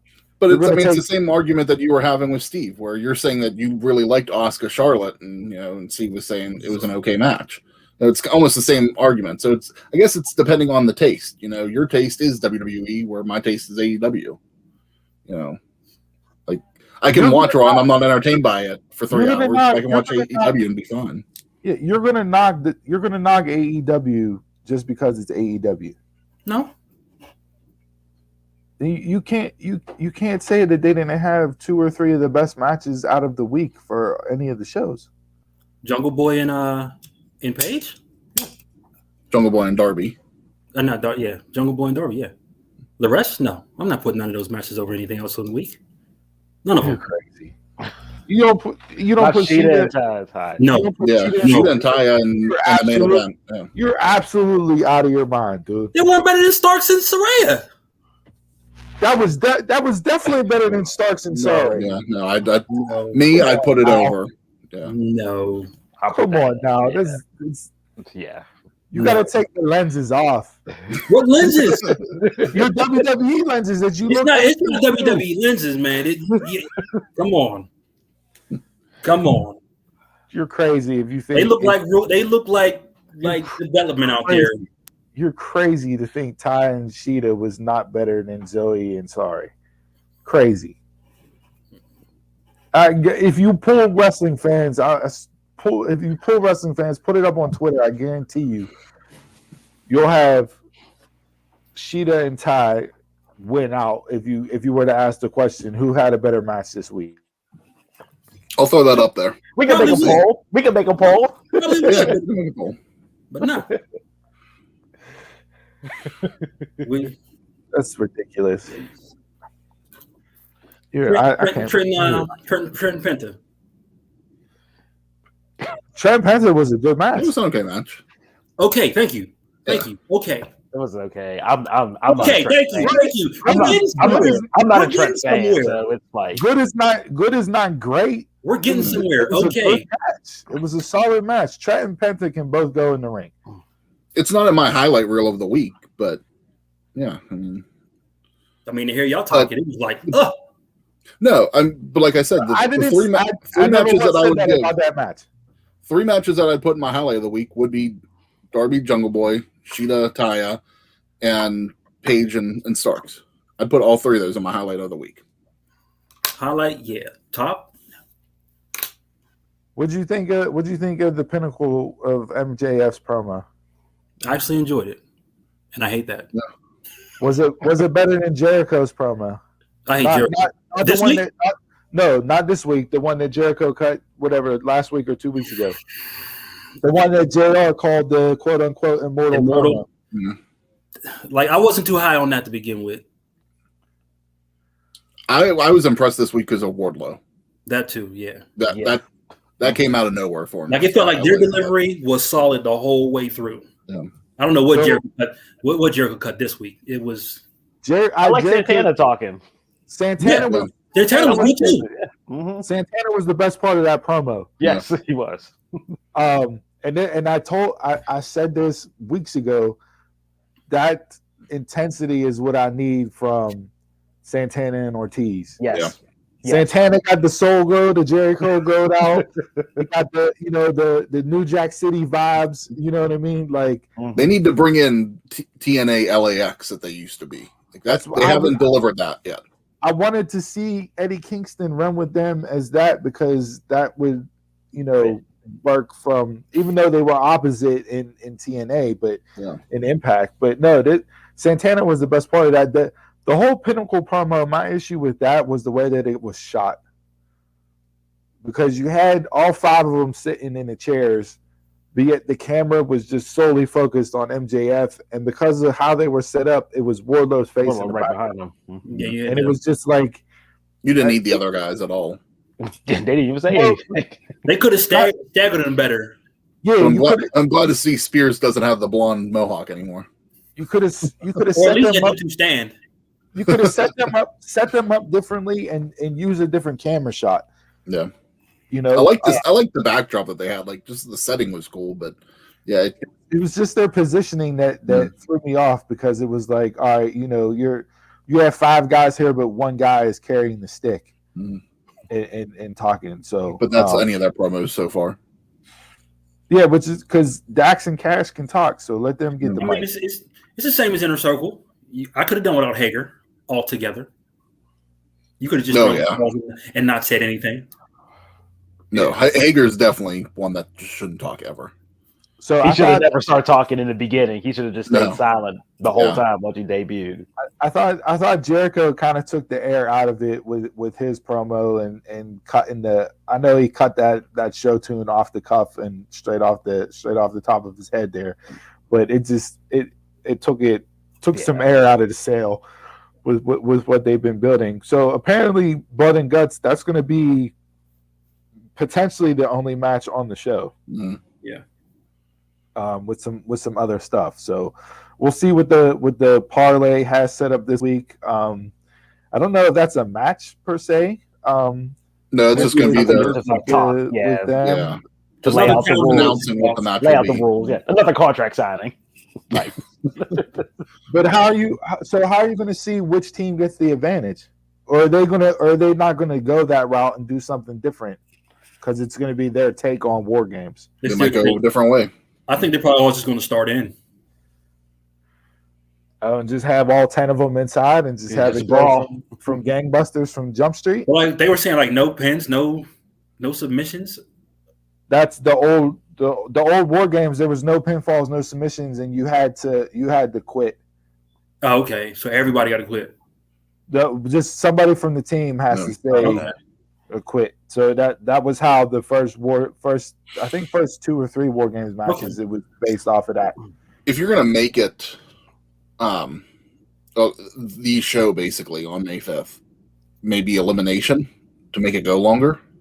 If you're not gonna do intro like one at a time, maybe you do elimination until there's a sole survivor or something. See, the whole reason why the match takes as long as it does is because it's intervals and it doesn't actually start until all 8 or in this case all 10 are in the ring. So we'll see how that plays out. But yeah, I'm excited to see how they do that here. So I know a couple other things if nobody else got anything I just got one little thing whenever we're done.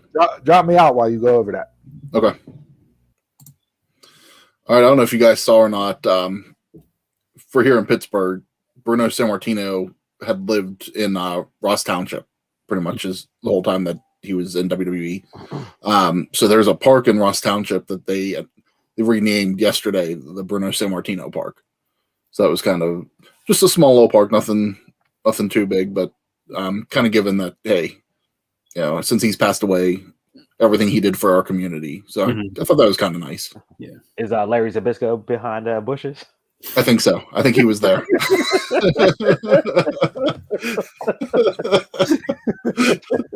One of the worst Hall of Fame speeches of all time. Which is so sad because that was like the one I was looking forward to that year. Yes. For how he used to talk on the mic. Yes. Mm-hmm.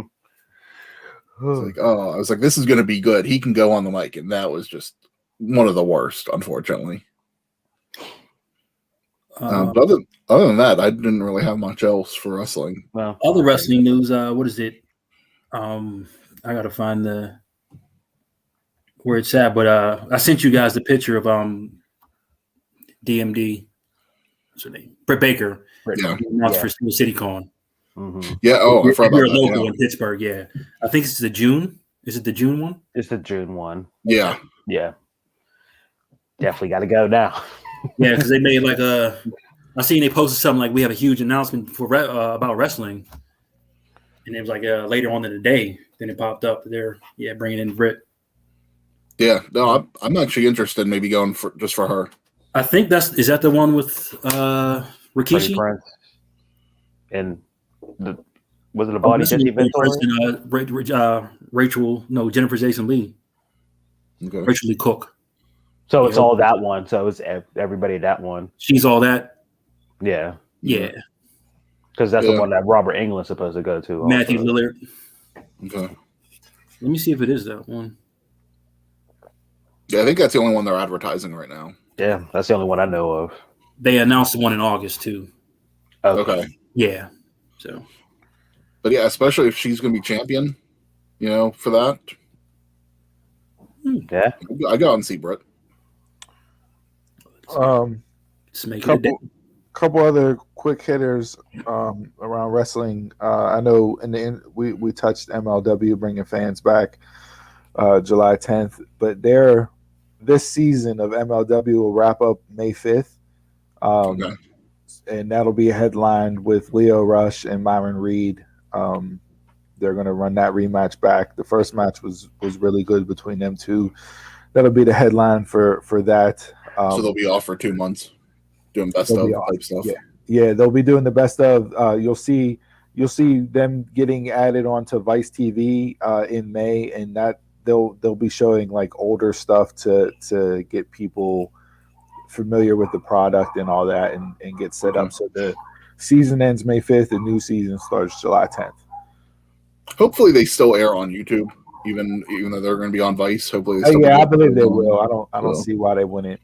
Just go back on their YouTube channel. I mean, if you haven't watched MLW, go watch some of their current episodes. And then during the pandemic, they were throwing their original episodes on YouTube as well, when Joey Styles hosted it.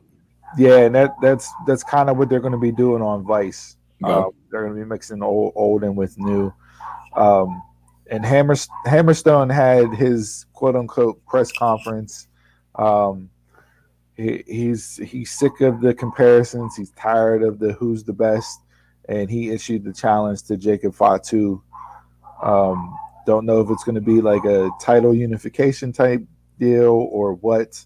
But yeah, he issued the challenge out there. So I hope about unification.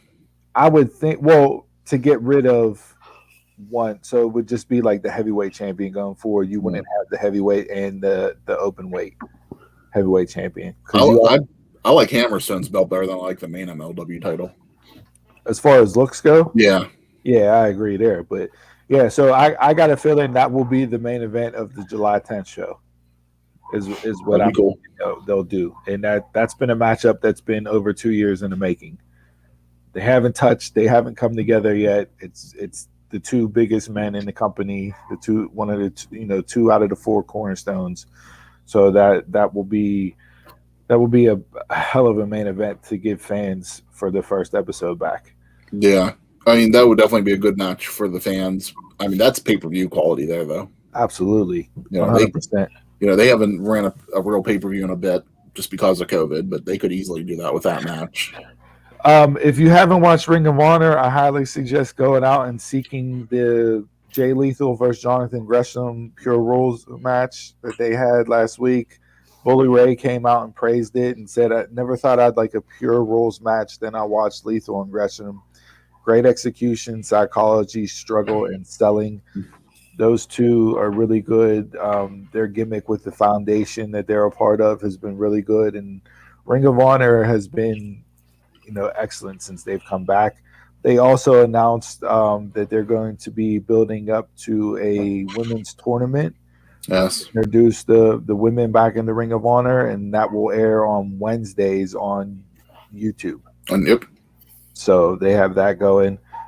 Last night was the finals for the New Japan Cup 2021 USA tournament. It was Brody King against Filthy Tom Lawler. Not happy with that. Who won? Filthy Tom? Filthy Tom. Not happy with that at all. I don't like him at all. Like, it just I stopped watching MLW while he was champion just because I don't like him, and I didn't start. I until was he really lost the hoping belt. that Brody King was gonna do it. I really was. So, but yeah, I mean that's a good show. Like I They should know have put it on Kenta. That's Again, who that should have been put on. it's more wrestling, but New Japan USA is a good hour program as well. So tune into that Friday nights. So there's that. Couple other things. AJ Lee, from WWE, she has a memoir that is being adapted for a TV show. Interesting. She co-writes, and there's also an upcoming movie sequel. So, I forget the comic, but I saw that she announced. I think it was this week too that Ronan. she's writing a comic. Is it Ronan? Okay. Ronan 47. and then tomorrow on Peacock for WWE, WWE 24 is doing a documentary on The Miz. I'm looking forward to that. I do want to see If you haven't seen the trailer for it, Trailer looks it's good. really good. I think it'll make you appreciate Miz more than what you may or may not do already, as far as what he's done over the course of his career for WWE, based off of where he came from and how he got his start. So I like Miz. I'm a big fan of his, and yeah, honestly, I don't watch much reality show, but I watch him the Miz and Mrs. show, and it's starting to get a little Total Divas-esque, like where it's a lot of stuff you can tell is getting fake, but especially like the original season, like where it was like them following them, I really liked it. That made me enjoy Maurice. Yeah, I mean, I wasn't a fan of Maurice when she was on TV, but like I actually like her now. Yeah, I agree there. And then NWA on Fight TV, again, another promotion who's done really good work. They've put their clips on their YouTube channel as well, so they haven't just solely been on Fight to keep up to date. So you can go on there and watch and get caught up on what happened on NWA. But they announced this week their next pay-per-view will be on June 6th. It'll be called When Shadows Fall. No matches announced yet, but that will be their next pay-per-view. If you have the money and you want to subscribe to Fight TV, NWA is definitely worth the watch for the money that you're putting out in a subscription. Are fans in the audience for that, or are they still just empty arena?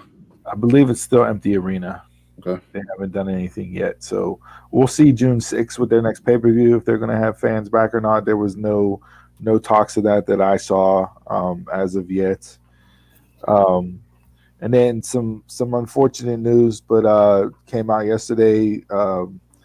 Former Chicago Bears and WCW Four Horsemen fame Steve Mongo McMichael came out with a diagnosis with ALS.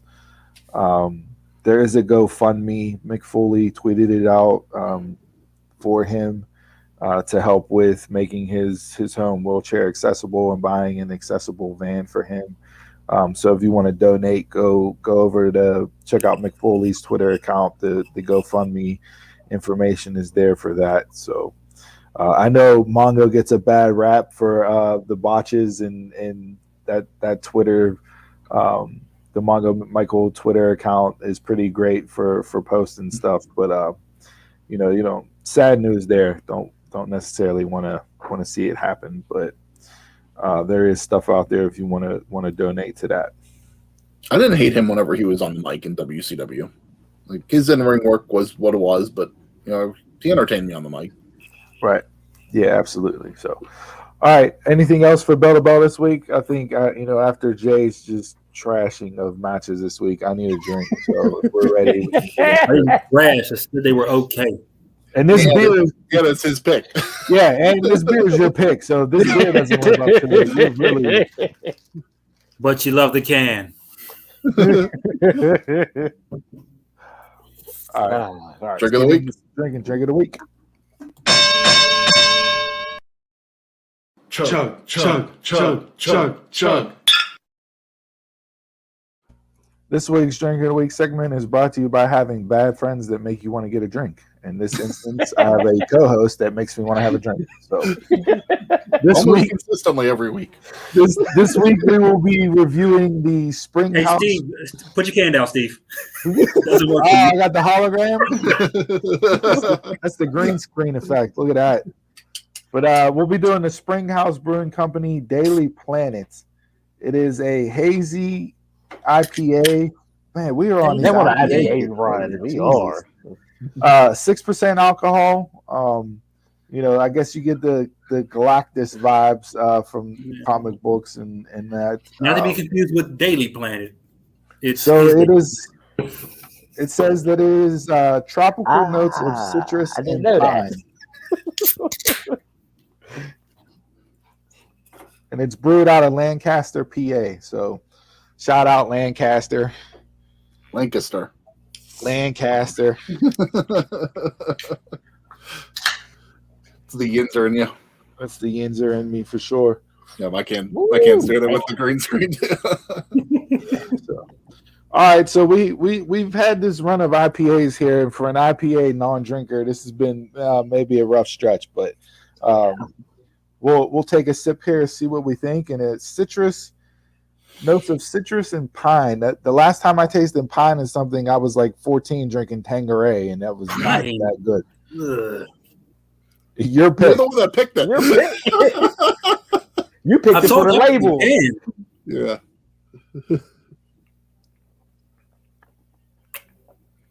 Can definitely smell the hops. Man, this IPA be jumping.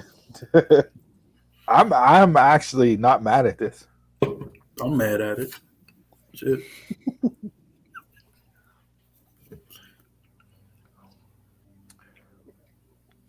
I say out of the IPAs that we've done here recently, I would put this at number 2 behind Stone Cold's Broken Skull. Oh, that was so good. Yeah. His hops aren't aggressive. These hops are a little aggressive in this beer. But I don't think it's nearly as overpowering as some of the other IPAs that we've done. I'm here being marks. Hey, I said on that episode, the Broken Skull IPA is the IPA that got me interested in That was IPAs. good. I don't think I'll ever be. I don't think I will ever truly become an IPA drinker. It's just not for me. Like, No. We'll review IPAs because we'll break down and drink what we decide to pick out. But if I'm ever out in a setting somewhere, I don't think I'm ever going to be that guy to go to a bar and order an IPA. It's not going to happen. I'll stick with the wheat beers. I'll stick with the stouts. That'll be more my style of beer. But I say for an IPA for this, being pleasantly surprised, I'll give it a solid 3 out of 5 on the Sumo scale. Because I picked it, I'm gonna go with a 2. Have you picked anything over a 3? Beer wise, no. No. Last week was a 3, wasn't it? I think so. No, the Goss, that was the worst thing ever. That's yeah. That was bad. Jason's a fan of sours, apparently. Yeah. I'll go with a 3 on this. Chris? Yeah, I got a couple cans left. If anybody wants to take them off my hand. Nope. It's not a terrible IPA. It's definitely a mediocre IPA. Nothing. I don't really taste anything special. As I said, the hops are a little aggressive. I'm gonna go 1.5.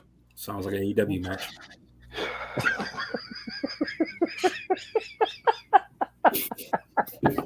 All right, well,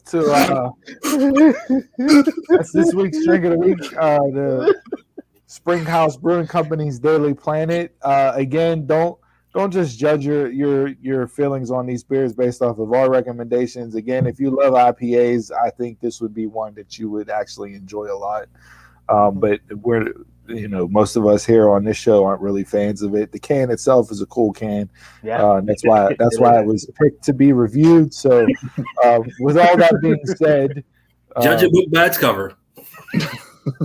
In this instance, it was a terrible book. So hold up your bottles, cans, shot glasses, brown paper bags, solo cups, and to good ships and wood ships and ships that sail the seas. But the best ships are friendships, and friends will always be. Cheers.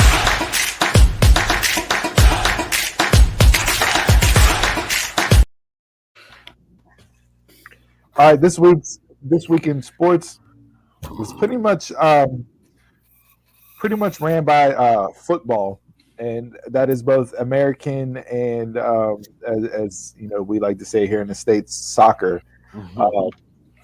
Big news broke this week that there was going to be a new Super League formed in European soccer that would take basically the top teams from all the leagues would form this Super League with 15 teams signing on to do it. And then they would have 5 teams from various other places that would be able to play in to join the league each year. However, no matter where those 15 teams finished in the standings, they would all stay in the league. Over in soccer, they have what they call relegation, which you're a part of so many different leagues. You have chances to play up to get into higher tier leagues. And depending on where you finish. So like your bottom 4 teams in the Premier League automatically drop down. And then the top 4 teams from the league that's below the Premier League get promoted up to the Premier League during the next season. So a really interesting way on how they do it.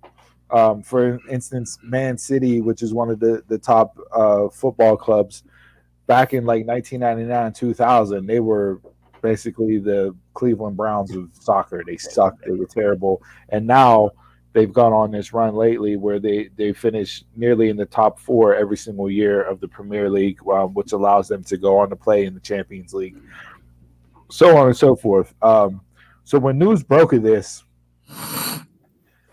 from an American standpoint, it's like, oh, hey, great. We get to see all the top teams play. If you truly know soccer and watch soccer, this was nothing but a money grab and would actually do nothing but destroy the fabric and tradition of soccer. I'm a huge soccer guy, played soccer majority of my life, continue to watch the sport, follow the sport now. Essentially what they did was it would be, for NFL wise, say the Steelers, the Cowboys, the Patriots, the Packers, the Chiefs, and let's just say the Buccaneers because they just won the Super Bowl this past year. Say like those 6 teams, like, all right, we're leaving the NFL, we're forming our own Super League, and 4 more teams can play in to join our league. We control all the money, we have all the biggest stars, everything, so on and so forth. It would just trickle down and destroy the tradition and fabric of professional football. And that's kind of what this would have done if they were going to do it. The fan backlash was outrageous, rightfully so. A lot of people, a lot of names got dragged through the mud, rightfully so. And immediately you saw the backtrack of teams not pulling out of this Super League to the point where before the end of the week, it was now dead. It's not going to happen. So in the end, it was much ado about nothing. However, it was a very big deal because it really would have destroyed the fabric of soccer around the globe. And, it was strictly a money grab. For these teams to go out there to do this. You always want to look to way to make the sport better. You don't ever want to do something that'll take away from the sport. And this was definitely going to take away from the sport. So I'm glad everybody came to their senses. They were talking about players and teams being banned from competitions from other leagues, these teams that were going to join the Super League. So like all your top players, your Ronaldos, your Messis, your Salahs, all your top players from around the world, they were going to be banned from playing in the World Cup and everything else. So like the impact would have just been felt all throughout soccer, which is the world's favorite sport around the globe. So I know here in the States it's not a big deal, but it does matter everywhere else. We're not we're not always front and present as being number one as far as what we find entertaining soccer.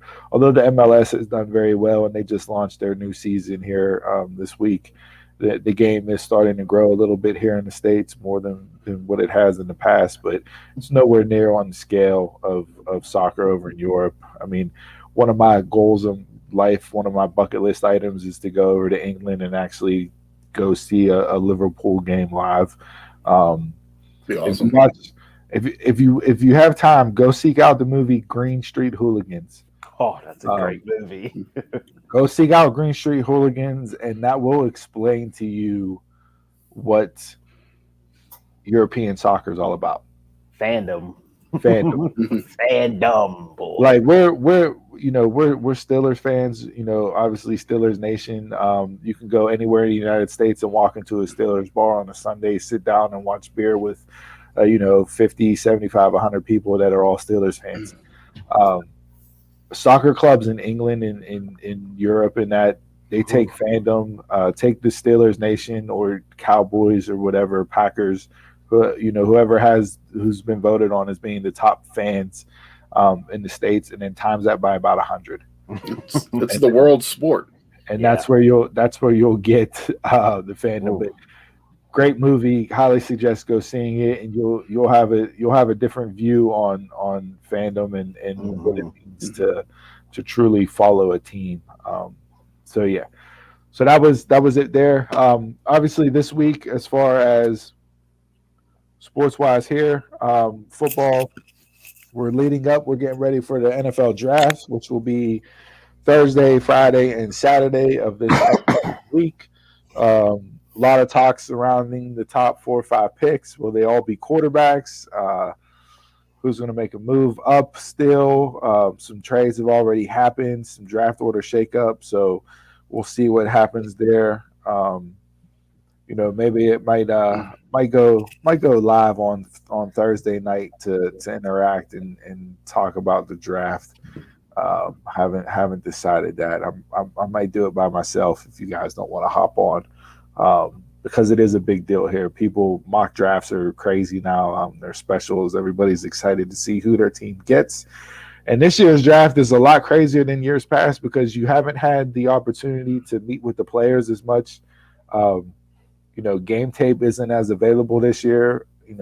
I think it's going to impact the players from smaller schools that you would see get drafted in, rounds like 3, 4, and 5. You may see more of the Power 5 schools get drafted in those rounds because those smaller schools didn't play this year, so tape isn't available, and GMs aren't going to want to roll the dice on a smaller school guy, which sucks for them. So that'll just make their climb to the NFL even harder than what it already is coming from a smaller school. But I'm excited to see what goes down, who gets drafted where. Is Thursday just round 1? Thursday is round 1. It will be in Cleveland. It will be live. There will be fans there. 50,000? I believe 50,000 was the number. The setup for it, the shots for the setup, and how they're gonna build it out. It looks pretty awesome. Honestly, it does. Is it outdoor? It is going to be outdoors. That's probably the first ever compliment you'll hear me, and probably the last ever compliment I'll give for the city of Cleveland. Ohio.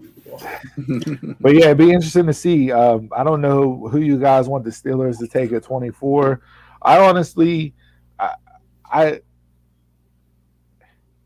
think depending on how the first 5, 6, 7 picks go, it all depends on that. It's going to depend on that because the draft is literally going to go one or two ways based on those first 5 picks, and there may be a lot of solid talent that would have been gone earlier that may fall down the draft board that in a normal year don't fall down. So, the first 5 quarterbacks there, there'll be a lot of good players there. A lot of mock drafts have the Steelers taking Najee Harris, running back. I don't know if he'll last to the Steelers. So yeah, it will be interesting to see what happens there. But Mike Tomlin got extended, 3-year extension through 2024. don't know how you guys feel about that. The Steelers are 3-6 in their last 9 playoff games. So in the last 9 years, they're sub 500 in the playoffs. Bad rap. And that includes some really bad playoff losses. Yes. Last year to the Browns was bad. That Jacksonville one. That Jacksonville one with Blake Bortles was bad. He has had some stinkers. Tim Tebow. Tebow, the Broncos. So yeah, there's been some real big duds. For a coach that hasn't had a losing season in 14 years. So we'll see. I think this year, these next 2-3 years for the Steelers are going to be really interesting. Ben, I think this is his last run. I didn't want to see him come back this year. Honestly, I would have been fine with him moving on. They re-signed Dobbs. I saw that. So you got it's a Ben. 1 year deal. It's a 1 year deal, though. They re-signed Dobbs because Ben likes Dobbs. Ben likes Dobbs. Dobbs is a guy that is a great clipboard holder. Yep.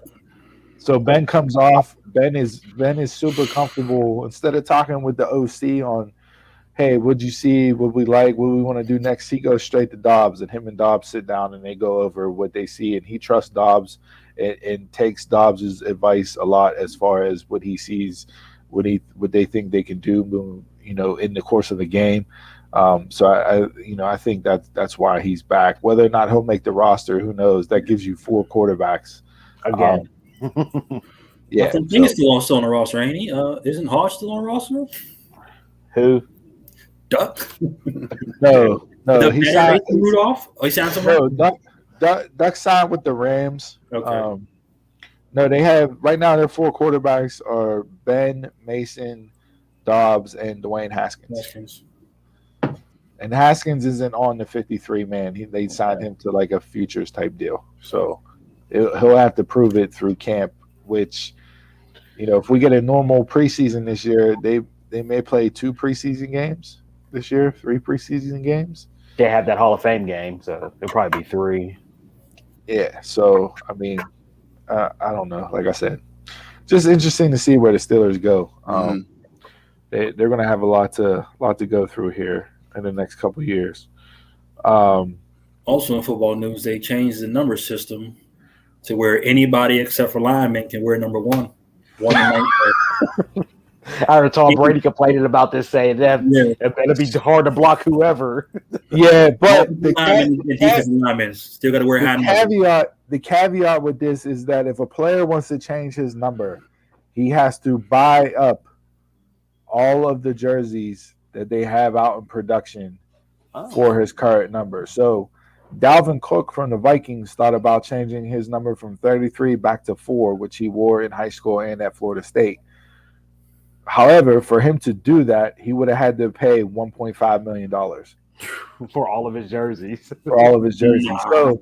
So if you're somebody like Juju, for example, I know you tweeted out number 9. Juju's in the top 5 in jersey sales. Mm-hmm. So if you go from 19 to 9, think about how much money that's going to cost him.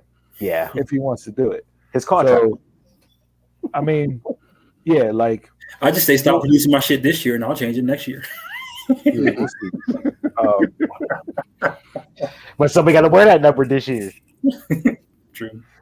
Well, not to jump back to the draft, but there was a report or news broke this week that Justin Fields, the quarterback from Ohio State, that he has epilepsy and that he's played with epilepsy and he's managing it, and it is common in his family, and epilepsy is one of those things that you can play with, you can grow out of it. And Alan Faneca, Hall of Famer guard from the Steelers, tweeted out, if I can do it, so can Justin Fields. I didn't know Alan Faneca played his entire career with epilepsy.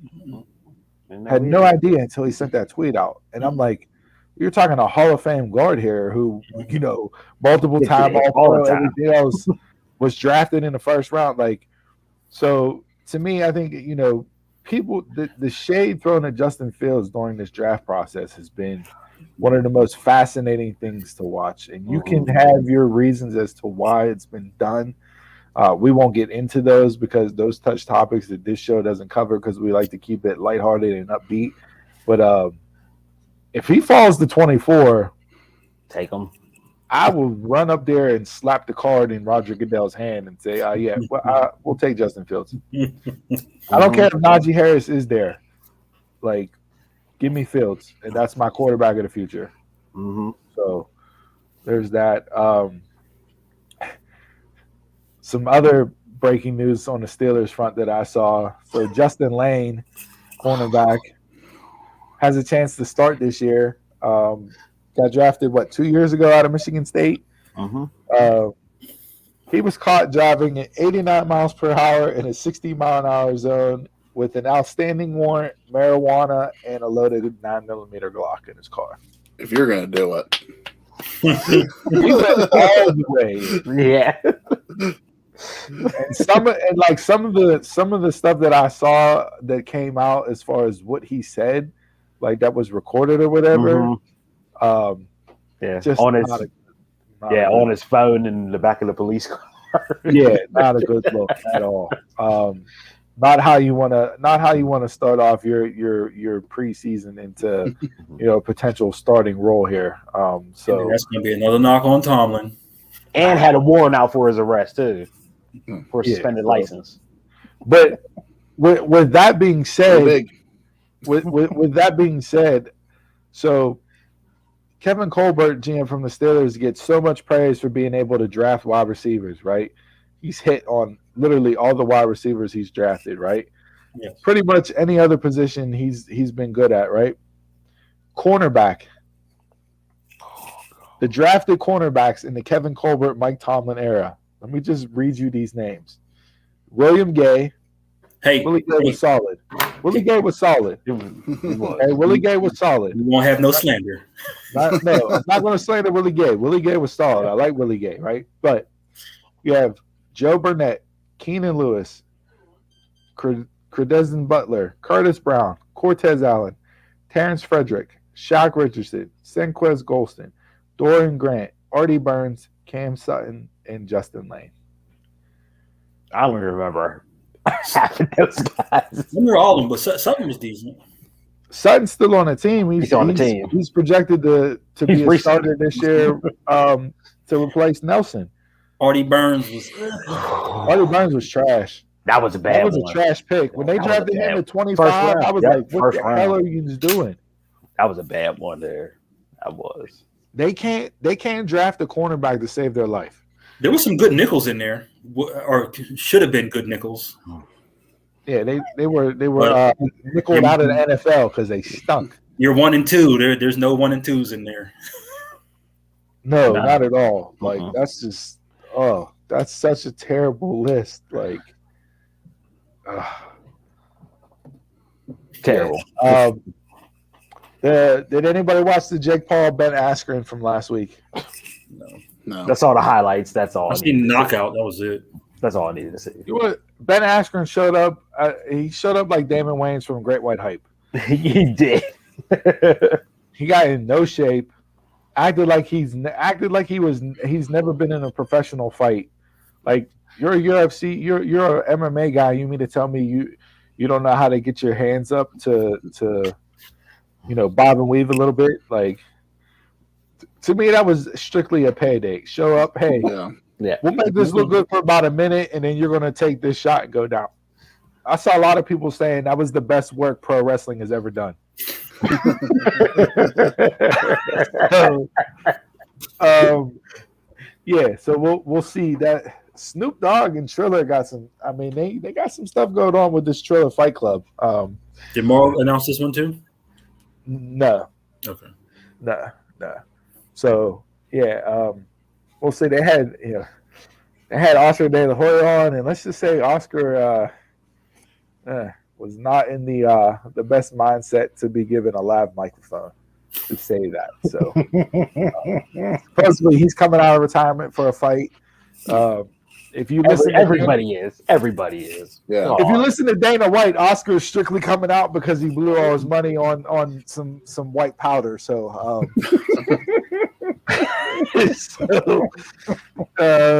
All the legends are coming back. Just all everywhere. Everywhere.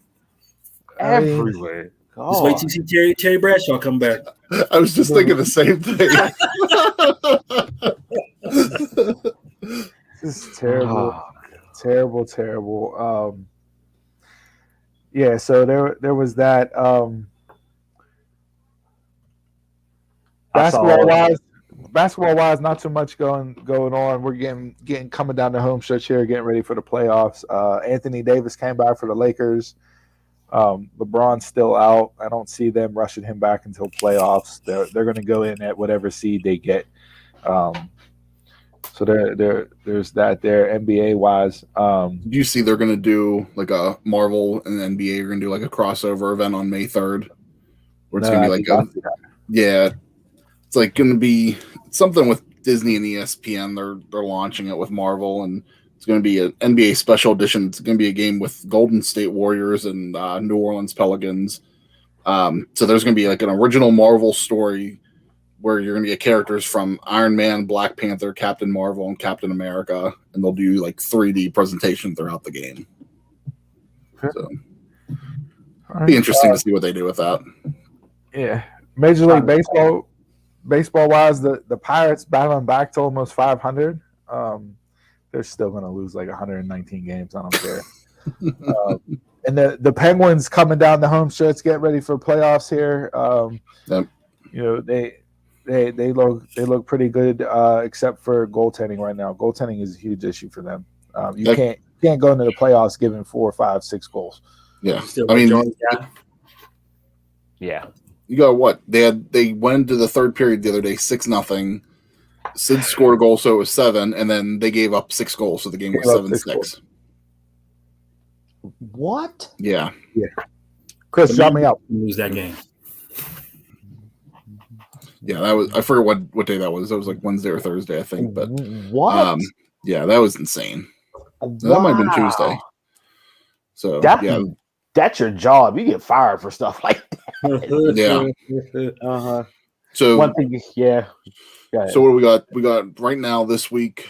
Got 3 games this upcoming week. 4 games this upcoming week. 4 games the following week, and May 8th is the last regular season game, and that's a home game. Okay. So not much time left. I mean, I think the last I checked, they were second place in the division. Okay. So yeah, they don't have a lot of time, but no, they got to get that goaltender straight. Yeah, the problem that I have with the Penguins is like they can do decent like this now, but a lot of times they can shit the bed first round of the playoffs, and that's what I'm worried about right now. What was that one year? 2013. Yeah. That one where they had that great team and then just that they should have won. Yeah, that did nothing. Yeah. The lockout year. They should have absolutely won the cup that year. No reason they shouldn't have. Shit the bed in the playoffs, and unfortunately they do that too often. Yeah. You know, they started this season was rough to start. Oh, yeah, it was. But they've had a lot of overtime games this year too. And that's what worries me about them in the playoffs. They're going to burn out games. Yeah. It's going to burn out. Yeah. I saw also college football. You have to start going for 2-point conversions in the second overtime now. So they're not waiting to the third overtime. They just want the games done and over with now. So I was like, I'm for that. Yeah. Yeah. All right. Before we get out of here, the big to do tonight, UFC 261. I forgot all about that. Huge card for tonight. 3 title fights. 3 title fights headlined by Usman and Masvidal. Is it full fans? Yes. Full fans. Full crowd. Jacksonville tonight. Yep. This is the one with Thug Rose? This is what? This is the one with Thug Rose? Yeah, Thug Rose is on there. And then tune in. And then Shevchenko is the other. She's the other. I don't know if Thug Rose is co-main event or if Shevchenko is. I think it would be Shevchenko. But Don, are you drinking a Lysol container right now? What are you doing? It's my it's my little I forgot what it's called, tumbler. Yeah, but it's a Lysol can. Let's say, damn, that IPA wasn't that bad tasting. You got to just like that. We do not promote that. Do not do that. Don't do that. Anybody out there to drink Lysol because you saw a dumb It's mark water. over there drinking. It's water. But yeah, UFC 261. Right now, the card is Shevchenko, then Zhang, and then Usman. Okay, so That's the way it's advertised right now. So Zhang and Rosa are the co-main event then. Yeah. That's going to be a banger. Them two, oh man, that's going to be a banger.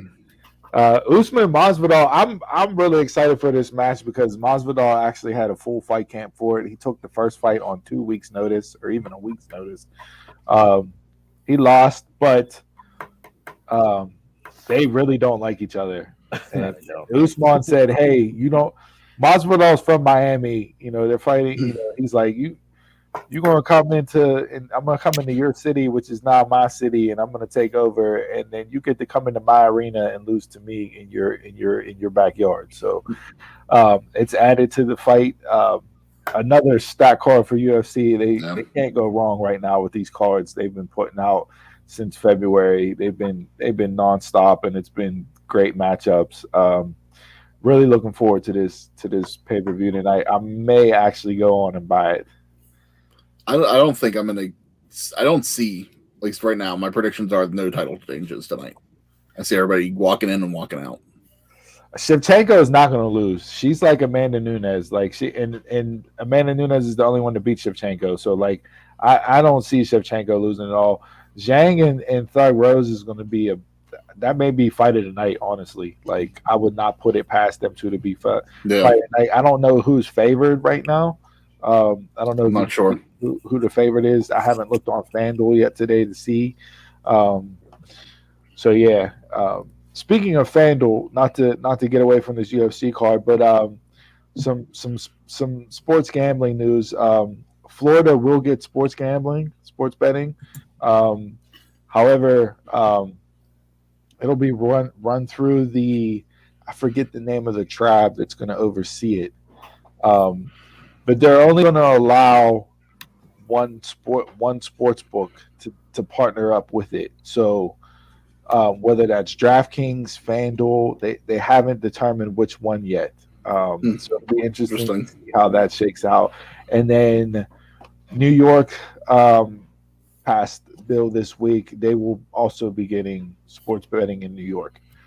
So I know that was a big to do. You know, if you had your FanDuel account, you'd have to go across the bridge in New Jersey to place a bet. As you cross state lines. As soon as you cross state lines, that FanDuel app did not work. Wow. So big to do with New York getting it, and I believe Indiana is supposed to be getting it next. So it still amazes me that PA did it. We're so behind. PA was one of the early ones on it too. So yeah, but I would, if you're able to bet on FanDuel, I would highly suggest going on to FanDuel. That's who I bet through. I love FanDuel. To me, they're the best. They're the best app. Give you the best odds. You know, the ability to bet multiple parlays in games, out of games. It's just, it's overall probably the best site that I've been on. But yeah, so go check the card out for tonight.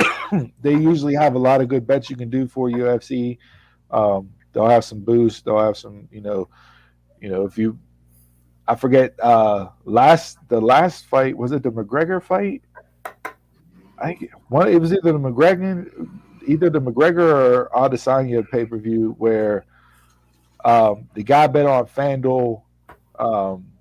He picked he bet like a $30,000 bet would have turned into like $350,000 because he picked the overall winner and then he parlayed it with like the exact type of finish, and it was like, how do you hit on something like that? But so yeah, I would definitely go on, check out the odds for the night fights.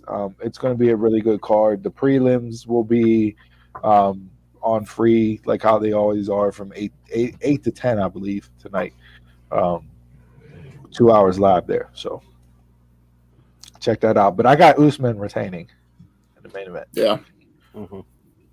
I just think he's on another level. He's Masvidal. I love Masvidal a lot, but Usman is just, and Dana White came out this week, and I guess Colby Covington is going to get the winner of this matchup, which is fine. I'd like to see Usman go in and break his jaw again. Yes. I can't stand. I can't stand I can't him. hate that dude. Yeah. So. Man.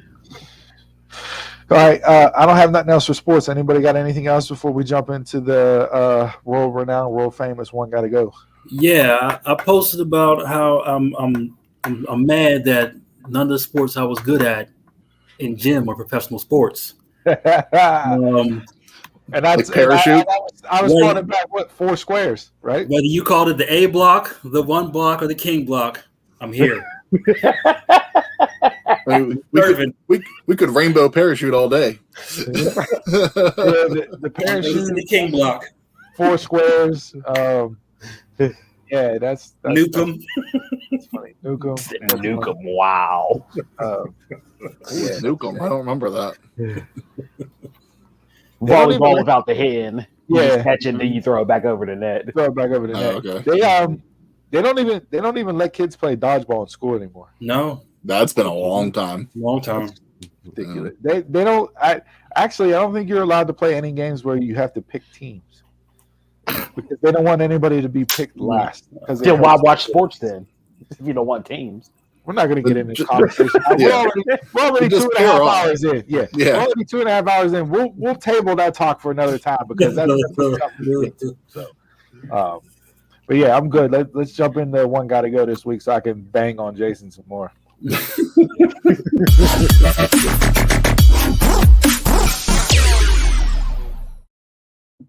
I think that was a poor choice of words once you actually see the topic this week. But Well, I saw Tang, and that was just the first word that popped into my mind to rhyme with Tang.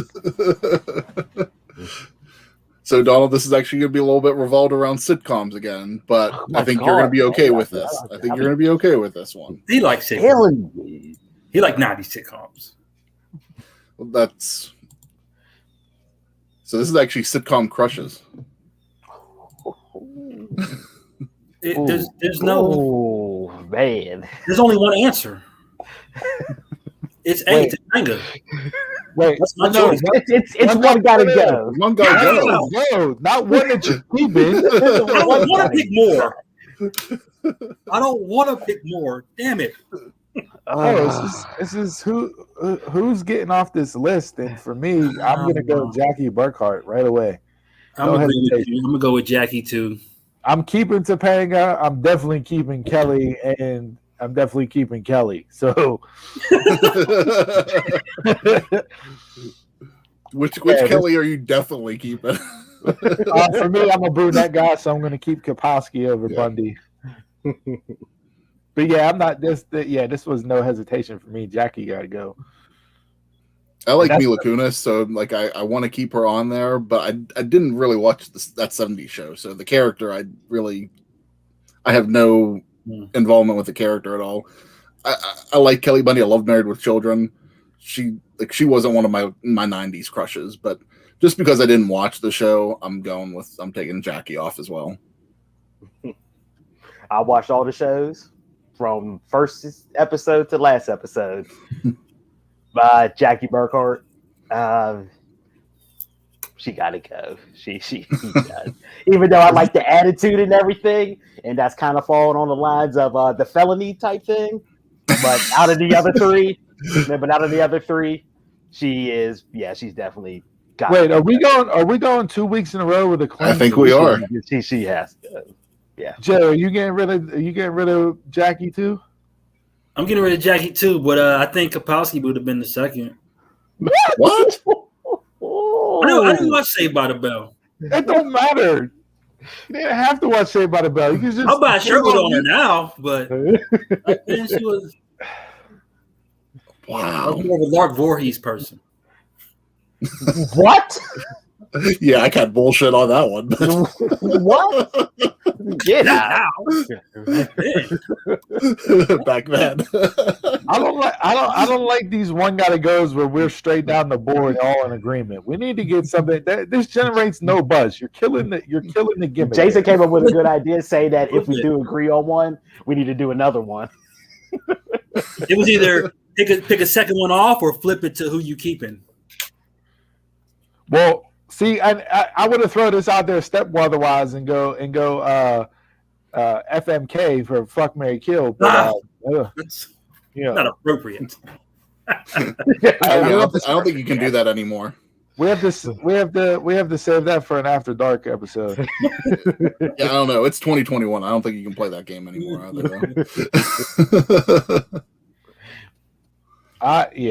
This was an easy one. So who's the only one that you're keeping? I'm keeping Let's run that. Topanga. Topanga. I'm keeping Kelly Kapowski. So there's our difference. And there you go again. You're the last man out. You're the I'm the only right man where he wants to be. Yeah, I'm going Kelly Kapowski for sure. Kelly would be my number 2. Yeah, if I wanted a steady girlfriend, I'm going Topanga. If I want to level up and go, okay, I'll kick my coverage a little bit, I'm going to go Kelly. And then if I want somebody that I'm not allowed to bring home to my mother, I'm going Kelly Bundy. So that's where I go right there. Yeah. And like now, whenever the wife that I'm married to, I outkicked my coverage on that instance. So I definitely married up in my situation. So this was tough. I mean, it wasn't tough, but Jackie has. I'm not gonna say it because that's my PG. Save it for after dark. Yeah.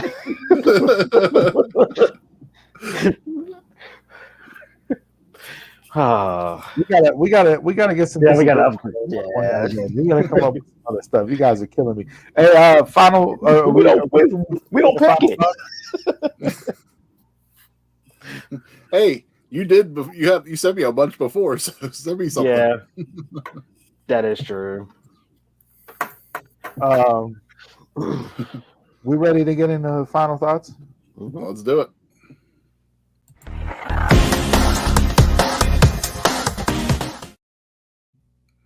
All right, kids. Thanks for tuning in to episode 34 of the Dumb Marks podcast. Remember that we are live every Saturday at 11 a.m. on YouTube, Facebook, and Twitter. So please subscribe, like, and follow our social media pages at Dumb Marks Pod, or message us during the shows while you watch live, and you can email us at dumbmarkspod@gmail.com.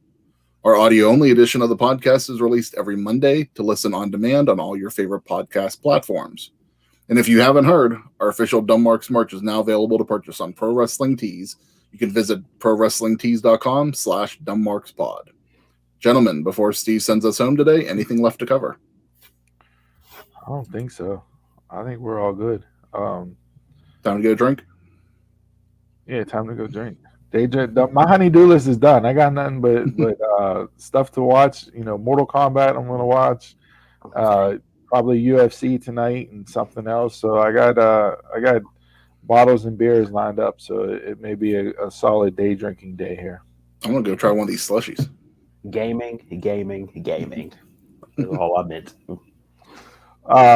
Since I watched Falcon and Winter Soldier last night and on a superhero kick, I'll give an inspirational quote here from the man, the myth, the legend who played Superman, Christopher Reeve, and he said, "A hero is an ordinary individual who finds the strength to persevere and endure in spite of overwhelming obstacles." So with that, wake up every day and be your own hero. You're a mark, I'm a mark, tell a mark, and until next time, y'all can catch us around the way.